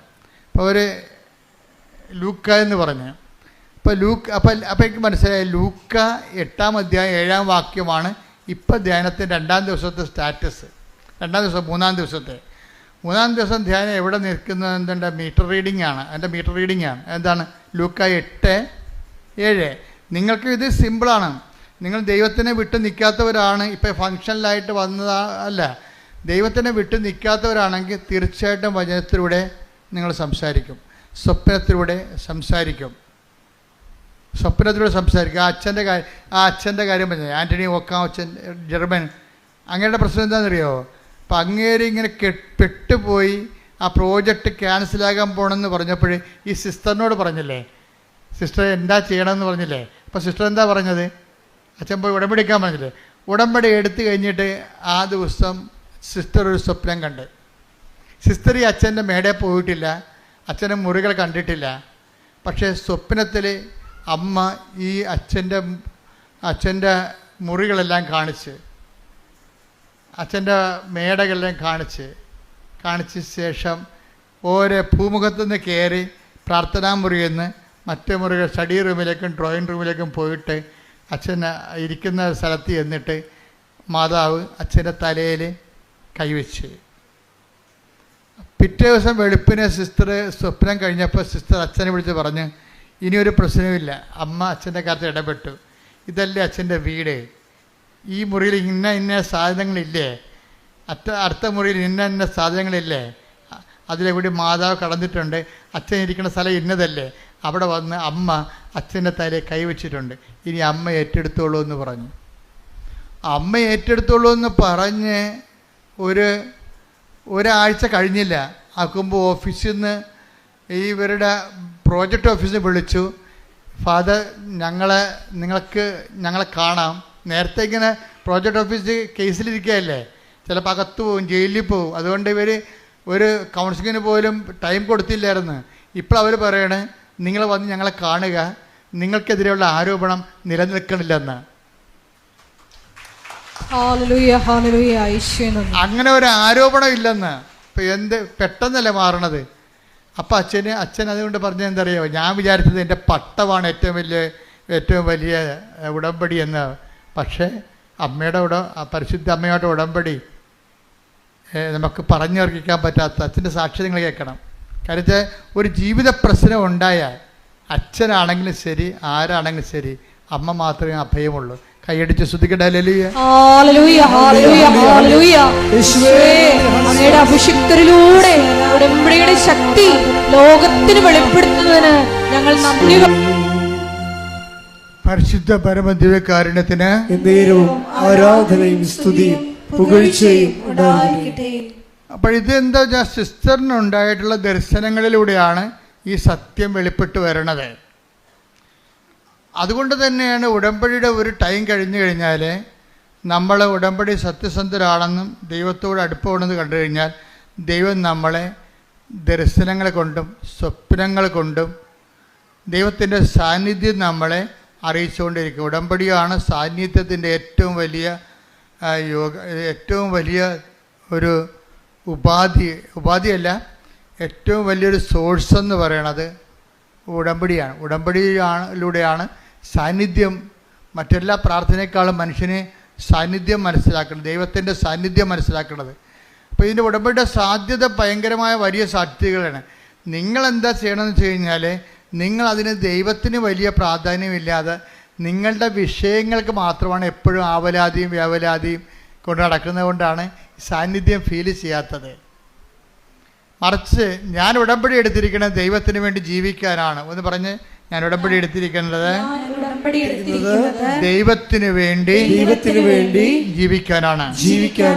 എന്റെ കൃപയിലെ ഞാൻ നിലനിൽക്കാൻ ദൈവത്തിന് വേണ്ടി അധ്വാനിക്കുവാനുള്ള പ്രത്യേക അഭിഷേകം എനിക്ക് നൽകണമേ.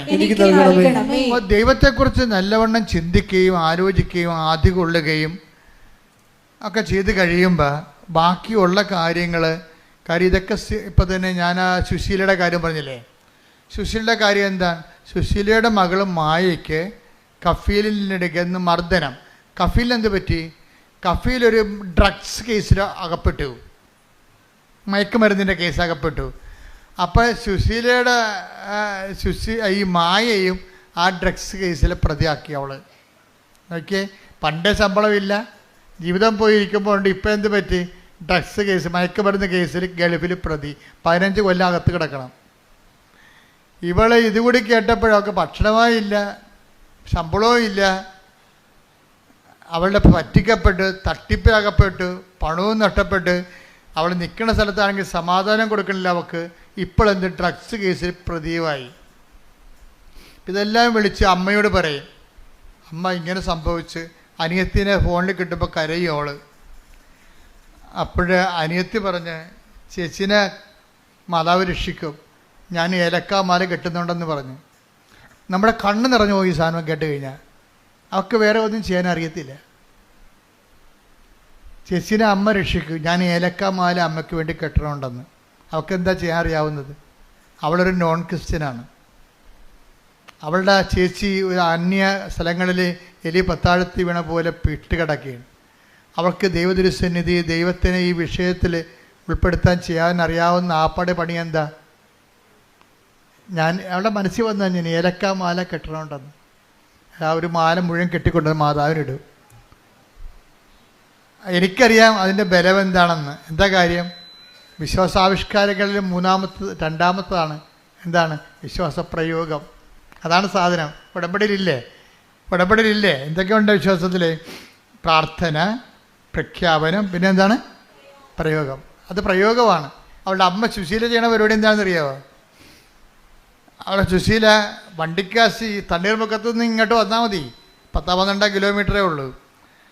ആ കിലോമീറ്റർ എല്ലാ ദിവസവും മാതാവിൻ്റെ അടുത്ത് വരും, നടന്നു വരും. കാര്യം എന്താ? പെട്ടിരിക്കല്ലേ, മകൾ പെട്ടിരിക്കല്ലേ. ഇപ്പം എല്ലാ ദിവസവും മാതാവിൻ്റെ അടുത്ത് വരും. എങ്ങനെ വരും? നടന്നു വരും. നിഷ്പാതകമായിട്ട് നടന്നു വരും. നടന്ന് വന്നിട്ടും പറയും, അമ്മേ ഞാൻ വരുന്നു, ഞാൻ പോണ്, എൻ്റെ മകളുടെ കാര്യം പറയാൻ വന്നതാണ്. അപ്പം നടന്ന് വരുമ്പോൾ ഒരു പ്രയോഗമുണ്ട്, അതിൻ്റെ അകത്ത് ഒരു പ്രഖ്യാപനമുണ്ട്, ഒരു പ്രയോഗമുണ്ട്, ഒരു പ്രാർത്ഥനയുണ്ട്. എന്താണ്?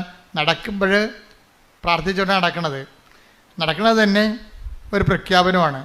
നടന്ന് വന്ന് എത്തുന്നത് ഒരു പ്രയോഗമാണ്. ഇതെല്ലാം അതിൻ്റെ അകത്തുണ്ട്. അപ്പം അതുകൊണ്ട് ദൈവത്തിന് ഇപ്പോൾ കർത്താവിൻ്റെ ഒരു വചനമുണ്ടല്ലോ, 14 എടുത്തവനെ, മർക്കോസ് 14:8. മർക്കോസ് 14:8. ഇവൾക്ക് സാധിക്കുന്നത്, അതാണ് നോക്കിയ കണ്ടല്ലേ, ഇവൾക്ക് പറഞ്ഞേ, ഇവൾക്ക് സാധിക്കുന്നത് ഇവൾ ചെയ്തു. അവൾക്ക് സാധിക്കുന്ന ഏലക്കാമാല കെട്ടണതാണ്. അതാണ് സംഭവം. ഇതേതാ സംഭവം മനസ്സിലായ? ലാസറിൻ്റെ വീട്ടിൽ ലാസർ ഉയർത്തെഴുന്നേറ്റ് കഴിഞ്ഞപ്പോൾ കർത്താവിൻ്റെ പാദത്തെങ്കിൽ 300 ദനാരയ്ക്കുള്ള സുഗന്ധ തൈലം ലാസറിൻ്റെ ബദനിയിലെ മറിയം കാല് പൂശി പ്രാർത്ഥിച്ച്. അപ്പോൾ യൂദാസ് അവിടെ നിന്നുകൊണ്ട് പ്രശ്നം ഉണ്ടാക്കി. എന്ത് നോൺസെൻസാണിത്? അയാൾ യുക്തി ഉപയോഗിക്കുന്ന ആളാണ്. അയാൾക്ക് ഭക്തിയല്ല അയാൾ ഉപയോഗിക്കണത്, യുക്തിയാണ് ഉപയോഗിക്കണത്. അയാൾ ചോദിച്ചത്, എന്താണിത്? നോൺസെൻസ് അല്ലേ ഇത്? ഇതുകൊണ്ട് ആൾക്കാർക്ക് വീട് വെച്ച് കൊടുക്കാൻ പറ്റത്തില്ലെന്ന് ചോദിച്ച്. നമുക്ക് ദൈവത്തിന് നമ്മൾ കൊടുക്കുന്നത് കൊണ്ട് വീട് വെച്ച് കൊടുത്തു കഴിഞ്ഞാൽ വീട്ടിൽ കിടന്ന് പൊറുക്കാൻ പറ്റത്തില്ല നമുക്ക്. മനസ്സിലായില്ലേ? രണ്ടും രണ്ട് വിഷയമാണ്. അതെന്താ വെച്ചാൽ ദൈവത്തിന് കൊടുക്കേണ്ടത് ദൈവത്തിന് കൊടുക്കണം, സീസറിന് കൊടുക്കേണ്ടത് മനുഷ്യന് കൊടുക്കേണ്ടത് മനുഷ്യന് കൊടുക്കണം. മനുഷ്യന് കൊടുക്കേണ്ട അടുത്ത് ദൈവത്തിന് കൊടുക്കരുത്, ദൈവത്തിന് കൊടുക്കേണ്ട അടുത്ത് മനുഷ്യനെയും കൊടുക്കരുത്. അതിനെ ബാലൻസ്ഡായിട്ടാണ് ഈശോ പറഞ്ഞിരിക്കുന്നത്. അവളെ സംബന്ധിച്ചിടത്തോളം ചെയ്യണത് എന്താണ്? ഒരു ദനാറയ്ക്ക് 300 ദനാറ ഒരു വർഷത്തെ കൂലിയാണ്. കർത്താവിനുള്ള സ്നേഹം പ്രകടിപ്പിക്കാൻ വേണ്ടി അതിനൊരു കുപ്പി സുഗന്ധതൈലം മേടിച്ചിട്ട് കർത്താവിൻ്റെ 2 കാലിലും മുഴുവനും ഒഴിച്ചു കൊടുത്ത്, എന്നിട്ട് ആ കാല് ചുംബിച്ചു. അത് പ്രയോഗമാണ്, വിശ്വാസപ്രയോഗമല്ല, അവിശ്വാസം മൂത്തിട്ടുള്ള ഒരു സ്നേഹത്തിൻ്റെ ദൈവവുമായിട്ടുള്ള ബന്ധങ്ങളതാണ്. അത് പ്രയോഗമാണ്. അത് ശരിക്കും പറഞ്ഞാൽ ഇതുപോലെ ഇവളത് ചെയ്ത് കഴിഞ്ഞപ്പോൾ അമ്മ നടന്ന് വന്ന്, അവളുടെ അമ്മ തണ്ണീർമുഖത്തിൽ നടന്ന് ഇവിടെ വന്നിട്ട് പറഞ്ഞ്, എൻ്റെ മകളുടെ കാര്യം പറയാതെ തന്നെ അമ്മക്കറിയാമല്ലോ, അമ്മയെ കാണാൻ ഞാൻ നടന്നു വന്നതാണ്. അന്ന് രാത്രി അമ്മ അവളോട് പറഞ്ഞു, നാളെ നിൻ്റെ മകളെ വിളിക്കണം, നിൻ്റെ മകളെ വിളിച്ചിട്ട് പറയണം തലയെ തുണിയിട്ടൊരു സ്ത്രീ ഓഫീസിൽ വരുന്നുണ്ടെന്ന്, അതോടെ പ്രശ്നം തീരുമെന്ന്. അതാണ് വിഷയം. പിറ്റേ ദിവസം അമ്മ പറഞ്ഞ പോലെ തന്നെ തലയെ തുണിയിട്ടൊരു മുസ്ലിം സ്ത്രീയാണ് അവിടെ വന്നിട്ട് അവർ ഓഫീസിൽ വന്നിട്ട് ഇവളുടെ രജിസ്റ്ററിൽ കേസ് ക്യാൻസൽ ചെയ്ത് അവിടെ റിലീവ്ഡായി പെട്ടെന്ന്. ഹല്ലേലൂയ, ഹല്ലേലൂയ, ഹല്ലേലൂയ. അപ്പോൾ എന്ത് ചെയ്യണം? ഒരു വിഷയത്തിന് എവിടെയാണ് അതിൻ്റെ കുറിഞ്ഞിരിക്കണത്, അവിടെ എന്ത് ചെയ്താൽ ശരിയാവുമെന്ന് ആർക്കറിയാം? അമ്മയ്ക്കറിയാം. അപ്പോൾ നമ്മൾ പറയും, ചെയ്യേണ്ടതൊക്കെ ഞാൻ ചെയ്യിച്ചോളാം, നിങ്ങൾ ചെയ്യേണ്ട കാര്യം ഞാൻ പറഞ്ഞാൽ മതി, ഈശോയെ കൊണ്ട് ചെയ്യിക്കേണ്ട കാര്യമൊക്കെ ഞാൻ ചെയ്യിച്ചോളാം, നിങ്ങളെന്താ ചെയ്യേണ്ടത്? അവൻ പറഞ്ഞ പോലെ ചെയ്യുക. കൈയടിച്ച് കർത്താവ് സുഡാലി. ഹല്ലേലൂയ, ഹല്ലേലൂയ, ഹല്ലേലൂയ, മഹോത്സവം, മഹോത്സവം, ആരാധന, ആരാധന. Hallelujah, hallelujah.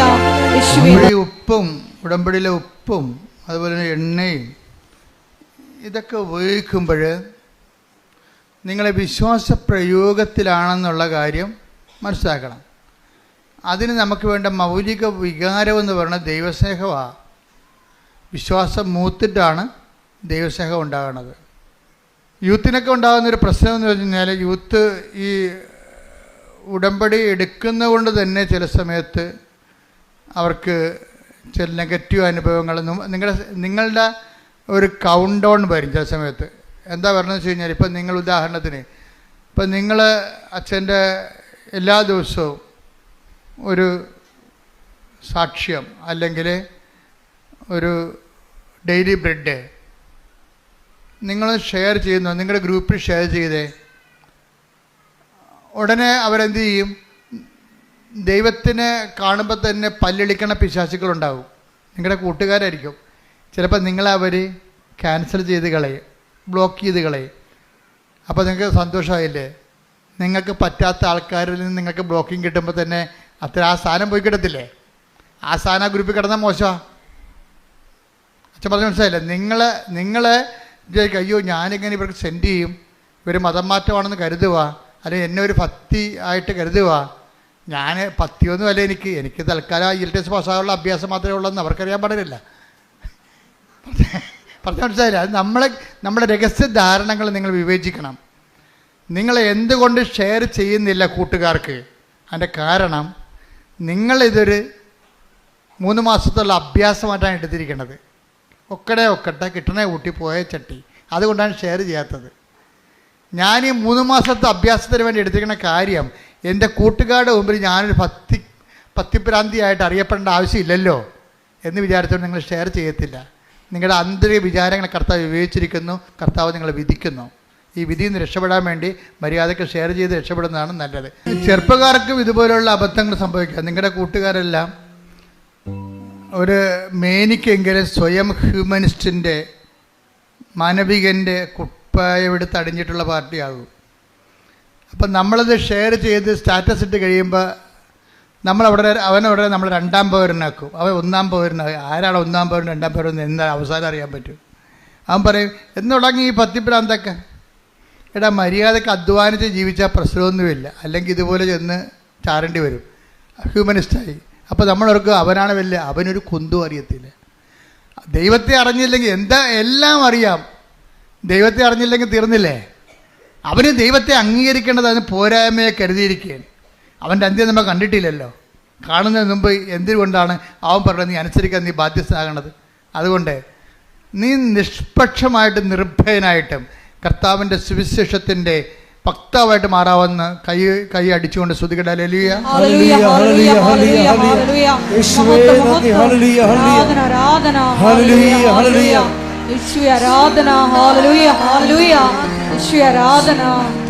ഞങ്ങളുടെ ആന്തരിക വിശുദ്ധീകരണ മേഖലകൾ ഇവിടെ എത്തുന്നതിന് നന്ദി പറയുന്നു. നമ്മൾക്ക് ജനക്കൂട്ടത്തെ കാണുമ്പോൾ നമുക്ക് എന്താ തോന്നേണ്ടത്? അനുകമ്പയാണ് തോന്നുന്നുണ്ട്. എന്താണ്? അവർക്ക് കർത്താവിനെ ആവശ്യമുണ്ടല്ലോ എന്ന് തോന്നണം. നീ ദൈവത്തിൻ്റെ ആളാണെങ്കിലേ ജനക്കൂട്ടത്തെ കാണുമ്പോൾ നിൻ്റെ ഗ്രൂപ്പിലെ വാട്സപ്പ് ഗ്രൂപ്പിലായാലും ശരി, നിൻ്റെ ഏത് മേഖലയായാലും ജനക്കൂട്ടമാണല്ലോ അത്. അവരെ കാണുമ്പോൾ നിങ്ങൾക്ക് എന്ത് ചെയ്യണം? അവന് അനുകമ്പ തോന്നണം. എന്താണ്? അവർക്ക് കർത്താവിനെ അറിയത്തില്ലല്ലോ. അവരെ അറിയിക്കാനുള്ള അവർ ഇടയില്ലാത്ത ആടുകളെപ്പോലല്ലേ, കർത്താവില്ലാത്ത ആൾക്കാരെ പോലല്ലേ. അപ്പം അതുകൊണ്ട് തന്നെ ജനക്കൂട്ടത്തെ കാണുമ്പോൾ ചില അണ്ണന്മാർക്ക് എന്താ തോന്നണത്? അവർ ഓന്തുമാരുണ്ടല്ലോ, ഈ സായിപ്പിനെ കാണുമ്പോൾ കവാത്ത് മറക്കണം എന്ന് പറഞ്ഞാൽ ജനക്കൂട്ടത്തെ കാണുമ്പോൾ പിന്നെ മതം മറന്നു പോകും, വിശ്വാസം മറന്നു പോകും. ജനക്കൂട്ടത്തെ കാണുമ്പോൾ വിശ്വാസം മറക്കണത് ആരാണ്? ബിസിനസ്സുകാരായിരിക്കും, ഒരു സംശയമില്ല. എന്താ കാര്യം? ഇപ്പം നീ ക്രിസ്ത്യാനിയാണെന്ന് പറഞ്ഞു കഴിഞ്ഞാൽ നിൻ്റെ വസ്തു മുസ്ലിം മേടിക്കത്തില്ല, ഹിന്ദു മേടിക്കത്തില്ല. കേരളത്തിൽ ജാതീയത ശക്തമല്ലേ. അപ്പം അതുകൊണ്ട് എന്നാ ശരി, എനിക്ക് മതമില്ലെന്ന് പറഞ്ഞാൽ മതിയല്ല. മതമില്ലാത്ത ജീവനാണെന്നൊക്കെ പറഞ്ഞാൽ മതിയല്ല. എനിക്ക് മതമില്ല, ഞാൻ നിരീശ്വരവാദിയാണെന്ന് പറയുമ്പോൾ എൻ്റെ ചരക്ക് എല്ലാവരും മേടിക്കും. അപ്പോൾ മറ്റുള്ളവർ ചരക്ക് വിറ്റഴിക്കാൻ വേണ്ടി നീ ദൈവത്തിന് ഒറ്റിക്കൊടുത്തിട്ടുണ്ടെങ്കിൽ നീ ഇന്ന് മാപ്പ് പറയണം. ഇവിടെ ഉടമ്പടിയിൽ വെച്ച്, കർത്താവേ ഇതെല്ലാം കടന്നു പോകുന്നതാണ്, കടന്നു പോകുന്നത് നീ മാത്രമാണ്. ഞാൻ നിന്നെ മറ്റുള്ളവർക്ക് വേണ്ടി ഞാൻ എൻ്റെ ഐഡൻറ്റിറ്റി വെളിപ്പെടുത്താതിരുന്നിട്ടുണ്ടെങ്കിൽ, ഐഡൻറ്റിറ്റി തള്ളിപ്പറഞ്ഞിട്ടുണ്ടെങ്കിൽ കർത്താവേ മാപ്പ് ചോദിക്കുന്നു. സ്തുതിക്കട്ടെ. ഹല്ലേലൂയ.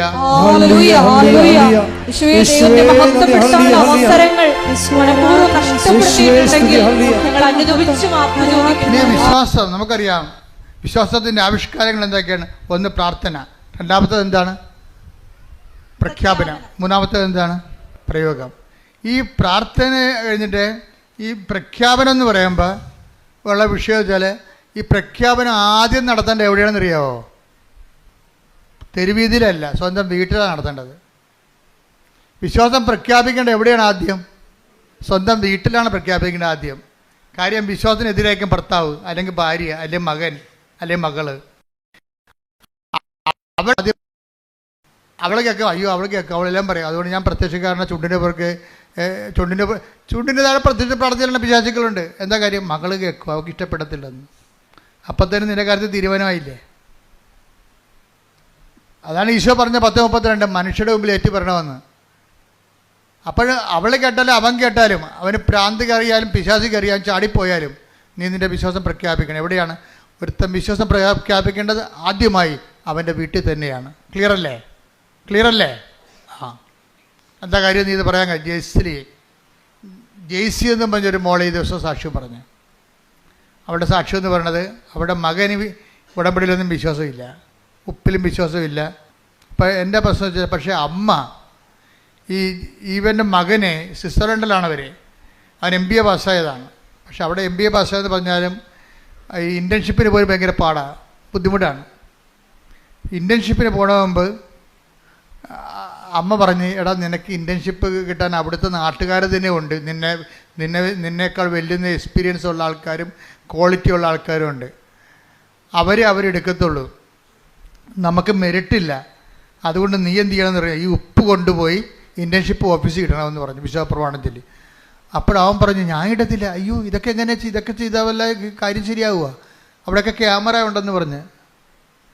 അപ്പോൾ അമ്മ പറഞ്ഞു, ക്യാമറ ആയതുകൊണ്ട് സായിപ്പിനെ കാണുമ്പോൾ കവാത്ത മറക്കണവരൊക്കെ ചില ആൾക്കാർ ക്യാമറ കാണുമ്പോൾ കവാത്ത മറക്കുകയും. അവൻ പറഞ്ഞു, ഞാൻ നിൻ്റെ കൂടെ വരാമെന്ന് പറഞ്ഞു. നീ ചെയ്യേണ്ട, ഞാൻ ചെയ്തോളാം എന്ന് പറഞ്ഞു. നിന്നെ അവിടെ ഇടിപ്പിക്കണ കാര്യമാണ്. ഇൻറ്റേൺഷിപ്പ് ഓഫീസിൽ പോയി അമ്മ കൊണ്ട് അവൻ നിൽക്കുമ്പോൾ അവിടെ ഉപ്പിട്ടിട്ട് വിശ്വാസപ്രമാണം ചൊല്ലി, മാതാവേ ഞങ്ങൾക്ക് കഴിവില്ല, ഞങ്ങൾക്ക് മെറിറ്റില്ല, ഇത് നോട്ട് ബൈ മെറിറ്റാണ് വർക്ക് ചെയ്യേണ്ടത്, ഉടമ്പടി അതിനുവേണ്ടി ഞാൻ ഉടമ്പടി ചെയ്തിരിക്കണം, അതുകൊണ്ട് ഈ മകനെ ഇവിടെ ഇൻറ്റേൺഷിപ്പിൽ എടുക്കണമെന്ന് പറഞ്ഞു. എക്സ്പീരിയൻസിന് പല നാട്ടുകാർക്ക് സീറ്റില്ല, അവന് സീറ്റ് കിട്ടി. അത് കഴിഞ്ഞപ്പോൾ പിന്നെ ആ വേറൊരു കമ്പനി അവനെ ജോലിക്ക് വിളിച്ചപ്പോൾ അമ്മ പറഞ്ഞേ, എടാ മകനെ ഉടമ്പടി ഉപ്പുണ്ട്, നമുക്കൊണ്ട് ഇടാമെന്ന് പറഞ്ഞ്.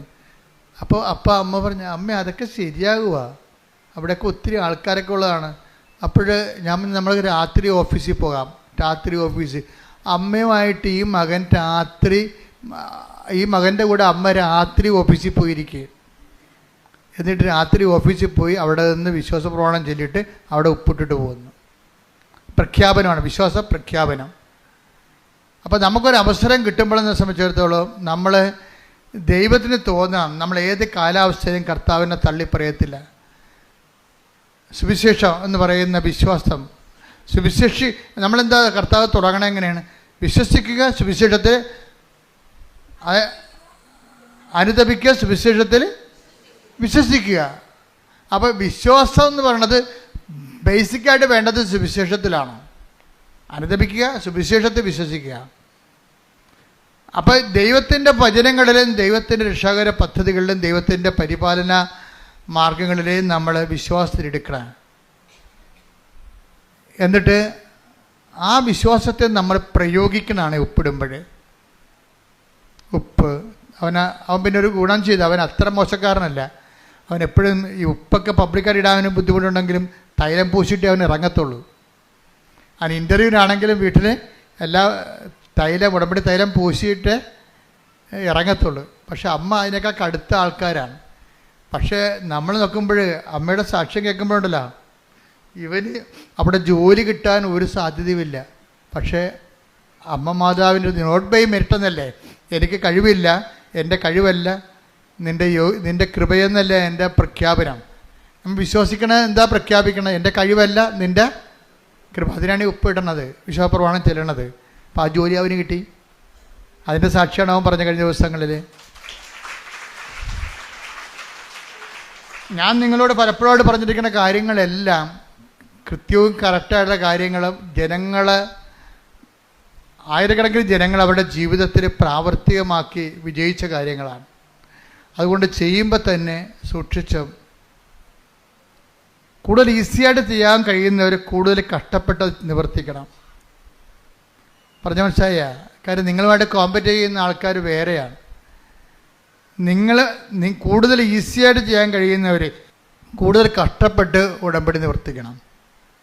എന്താ കാര്യം വെച്ചാൽ, ഇപ്പോൾ ചിലരൊക്കെ സാക്ഷ്യം പറയാൻ വന്നിട്ട് പോകും, ഉടമ്പടി ചെയ്യാൻ വന്നു. അവർ ഉടമ്പടി ചെയ്യാൻ വേണ്ടി മാത്രം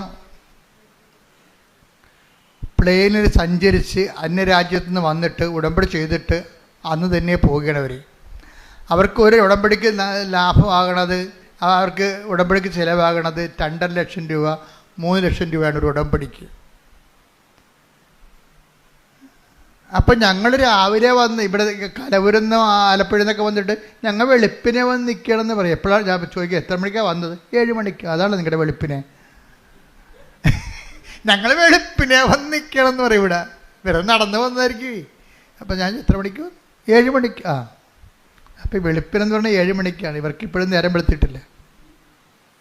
അപ്പം അതുകൊണ്ട് കൂടുതൽ ഈസിയായിട്ട് വരുന്ന ആൾക്കാർ കൂടുതൽ അതിൻ്റെ അകത്ത് കഷ്ടപ്പെട്ട് ഇൻവെസ്റ്റ് ചെയ്യുമ്പോൾ ദൈവത്തിന് മനസ്സിലാകും ഇത് സത്യസന്ധമായ കാര്യമാണെന്ന്. പറഞ്ഞ മനസ്സിലായില്ലേ? ഇത് ഏറ്റവും വലിയ പ്രശ്നമേ. എനിക്ക് ഇപ്പോൾ ഇത്രയും നാൾ ലക്ഷക്കണക്കിന് മനുഷ്യർ ഉടമ്പടി എടുത്തപ്പോൾ എൻ്റെ മനസ്സിൽ പരിശുദ്ധാത്മ പറയണത് ഇതിൻ്റെ ഏറ്റവും വലിയ കുഴപ്പം പിടിച്ച സംഭവം എന്താണെന്നറിയാമോ? ദൈവത്തിനെ ഒന്ന് വിശ്വസിപ്പിച്ചെടുക്കുകയാണ്. ഞാൻ എടുത്തിരിക്കുന്ന സത്യസന്ധമായ ഉടമ്പടിയാണെന്ന് ദൈവത്തിനെ ഒന്ന് വിശ്വസിപ്പിച്ചെടുക്കാൻ വലിയ പാടാണ്. നമ്മളെടുത്തിരിക്കുന്ന ഉടമ്പടി, നിങ്ങളുടെ റിസ്ക് എന്ന് പറഞ്ഞാൽ എന്താണ്? ഉടമ്പടിയിലുള്ള റിസ്ക് ഫാക്ടർ എന്താണ്? ഈ നിങ്ങൾ എടുത്തിരിക്കുന്ന ഉടമ്പടി സത്യസന്ധമാണെന്ന് ദൈവത്തിനെ വിശ്വസിപ്പിച്ചെടുക്കണതാണ് പാട്. അത് ഇത്തിരി സമയമെടുക്കും. അത് നിങ്ങളുടെ ഓരോ കാര്യങ്ങളിലൂടെ നമ്മൾ സീരിയസ് ആണ് ഈ വിഷയത്തിൽ, സിൻസിയറാണെന്ന് ദൈവത്തിനെ നമ്മൾ വിശ്വസിപ്പിച്ചെടുക്കണം. അത് ഓരോ ദിവസത്തെയും ഉടമ്പടിയുടെ വെല്ലുവിളിയാണിത്. എന്താണ്? എൻ്റെ ഉടമ്പടി കർത്താവിനെ കൊണ്ട് കൺകർ ചെയ്യിക്കണം.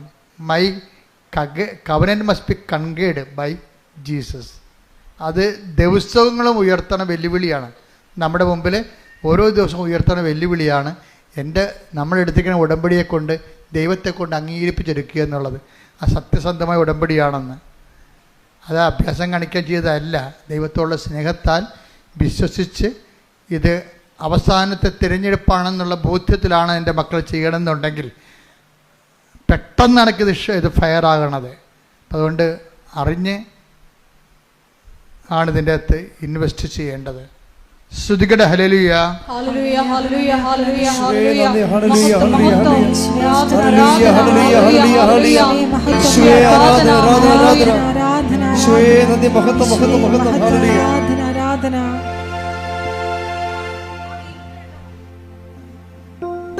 നിങ്ങളുടെ കൈകളെ രോഗസൗഖ്യ പ്രാർത്ഥനയുടെ സമയമാണ്.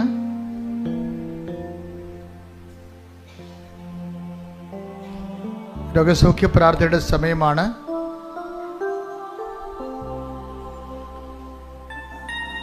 വിവിധ രോഗങ്ങളെ വലയുന്നവര് രോഗാതുരമായ സ്ഥാനങ്ങളിലെ വലത് കൈ വെച്ചുകൊണ്ട്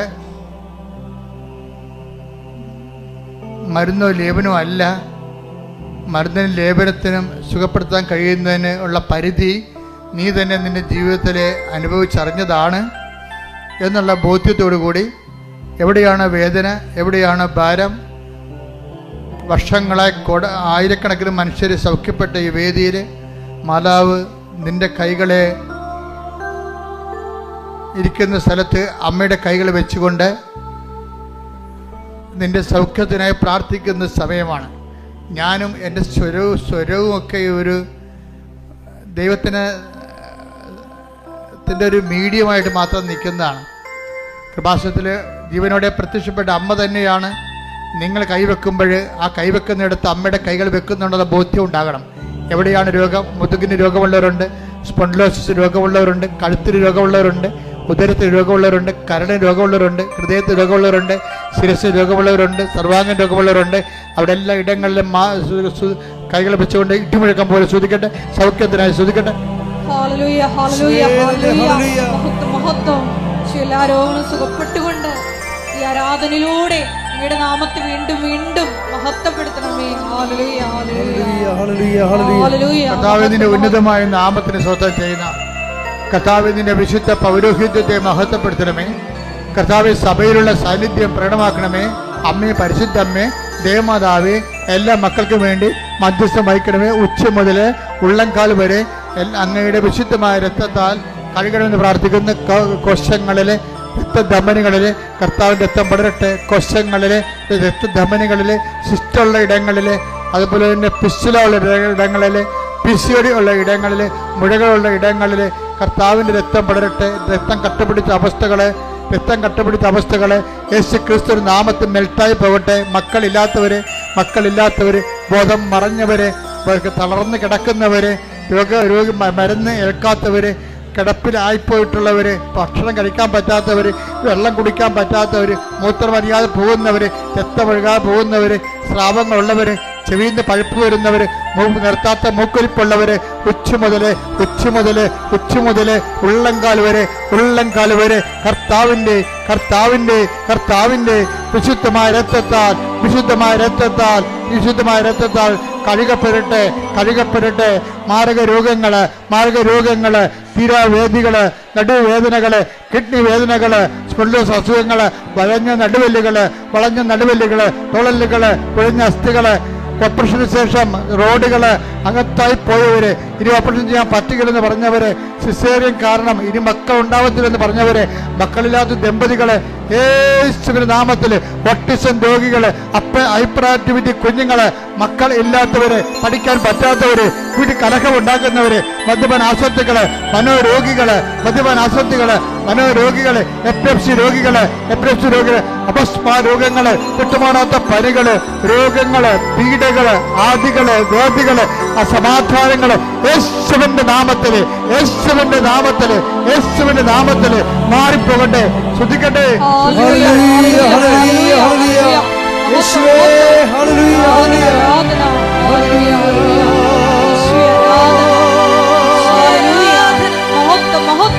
ദിവ്യകാരുണ്യത്തിന് എന്നേരവും ആരാധനയും സ്തുതിയും പുകഴ്ചയും ഉണ്ടായിരിക്കട്ടെ. എൻ്റെ മക്കളെ, ജീവിത ഭാരങ്ങള്, ജീവിത പ്രാരാബ്ദങ്ങള്, ജീവിത ദുരിതങ്ങള്, ജീവിത സങ്കടങ്ങളുടെ മേൽ ദൈവിക തീരുമാനം ഉണ്ടാകുകയും വിടുതൽ പ്രാപിക്കുകയും ചെയ്യുന്ന സമയമാണ്. ജോലി ഇല്ലാത്തവര്, ജോലി നഷ്ടപ്പെട്ടവര്, വീടില്ലാത്തവര്, വീടിന് വെക്കാൻ സ്ഥലം പോലും ഇല്ലാത്തവര്, സാമ്പത്തികമായ ബാധ്യതകളാൽ വിഷമിക്കുന്നവര്, ജപ്തി നടപടി നേരിടാൻ പോകുന്നവര്, നടപടിയിൽ ഇരിക്കുന്നവര്, വിവാഹത്തില് ബന്ധം പിരിഞ്ഞുകൊണ്ടിരിക്കുന്നവര്, കോടതി കേസ് കിടക്കുന്നവര്, അതുപോലെ തന്നെ കോടതിയിൽ അദാലത്തിന് വിളിച്ചിരിക്കുന്നവര്, ഓരോരോ വിഷയങ്ങൾക്ക് വേണ്ടിയും കർത്താവിന്റെ തിരുസഭയിൽ കണ്ണീരോടെ പ്രാർത്ഥിക്കുന്നവർ, പറഞ്ഞാൽ അനുസരിക്കാത്ത മക്കള്, വീട്ടിൽ നിന്ന് ഇറങ്ങിപ്പോകുന്ന മക്കള്, തോന്നുമ്പോൾ തിരിച്ചു വരുന്ന മക്കള്, അനുസരണ ഇല്ലാത്തവര്, തെറ്റായ പ്രണയത്തെ കുടുങ്ങിക്കൊണ്ട് കുടുംബത്തിന് നാശം വിതക്കുന്ന മക്കള്, അന്ധമായ അവസ്ഥകളിൽ കുടുംബത്തിന്റെ കാര്യങ്ങളൊന്നും അന്വേഷിക്കത്തില്ല, മാതാപിതാക്കന്മാർ അന്വേഷിക്കത്തില്ല, മക്കളെ സഹോദരങ്ങൾ അന്വേഷിക്കത്തില്ല, സ്വന്തം കാര്യം മാത്രം നോക്കിക്കൊണ്ട് സ്വന്തം കാര്യത്തിന് വേണ്ടി കുടുംബത്തെ ഉപദ്രവിച്ചുകൊണ്ടിരിക്കുന്നവര്, കുടുംബത്തിന്റെ അസുര വിത്തുകൾ എന്ന് പറയുന്ന സന്തതികള്, അവരുടെ മേലെല്ലാം കർത്താവിന്റെ രക്തം പതിക്കട്ടെ. യേശുവിന്റെ നാമത്തില്, സഭയുടെ അധികാരത്തില്, പുരുഷന്റെ അടയാളത്തില്, ദൈവത്തിന്റെ ശക്തിയാൽ മാരക തടസ്സങ്ങള്, തീരാവേദ്യങ്ങള്, ജീവിതദുരിതങ്ങള് യേശുവിന്റെ നാമത്തിൽ മാറിപ്പോകട്ടെ.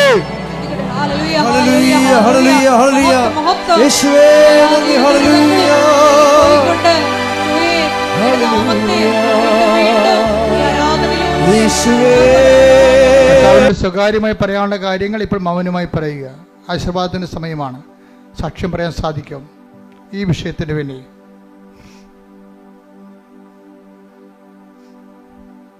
ഓൺലൈനിലുള്ളവർ ശ്രദ്ധിക്കുക. ഈ സമയം മൗനമായി പ്രാർത്ഥിക്കേണ്ട സമയമാണ്.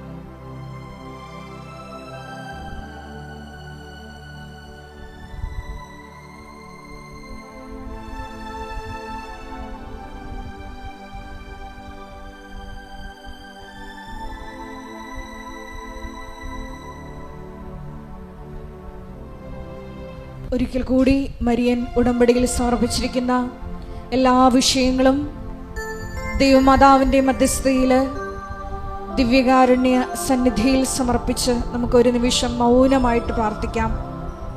ഈശോയേ, നീ എൻ്റെ രാജ്യം സ്വന്തമാക്കുവാൻ ഞങ്ങൾക്കുള്ളതെല്ലാം സന്തോഷത്തോടെ പോയി വിറ്റ്, അഥവാ സുവിശേഷ വചന പ്രകാരം ഞങ്ങളെ തന്നെ പരിത്യജിച്ച് നീയാകുന്ന സന്തോഷത്തിലേക്ക് വരുവാൻ ഈശോയെ ആരാധനയിലൂടെ ഞങ്ങളെ അഭിഷേകം ചെയ്യണമേ എന്ന് പ്രത്യേകമായി പ്രാർത്ഥിക്കുന്നു. ഈശോയെ, സത്യഹൃദയത്തോടെ നിന്റെ കൃപയുടെ സിംഹാസനത്തെ സമീപിക്കുവാൻ, ഏറ്റവും ശുദ്ധമായ മനസ്സോടുകൂടി ഉടമ്പടിയെ പുൽകുവാൻ, ആന്തരികമായ വിശുദ്ധീകരണം ഈശോയെ ഞങ്ങളുടെ ഓരോ മേഖലകളിലും നൽകണമേ എന്ന് പ്രാർത്ഥിച്ചുകൊണ്ട് ശിരസ് നമിച്ച് നമുക്ക് ദിവ്യകാരുണ്യനാഥന്റെ ആശീർവാദം സ്വീകരിക്കാം.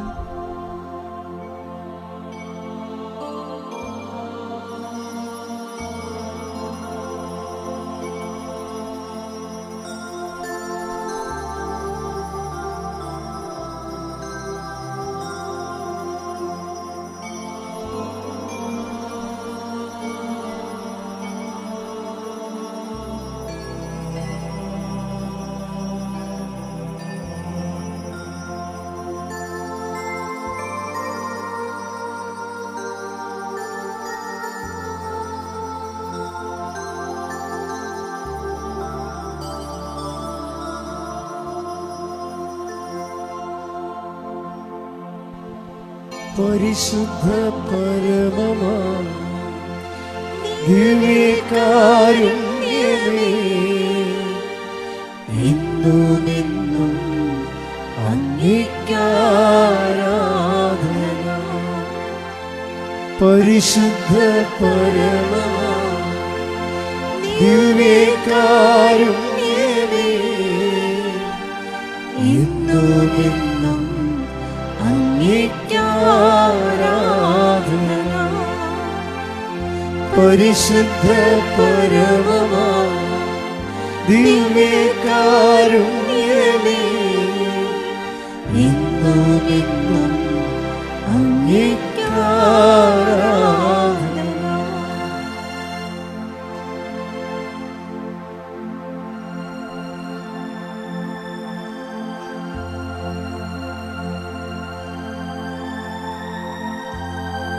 ആവേ ആവേ ആവേ മരിയ, ആവേ ആവേ ആവേ മരിയ.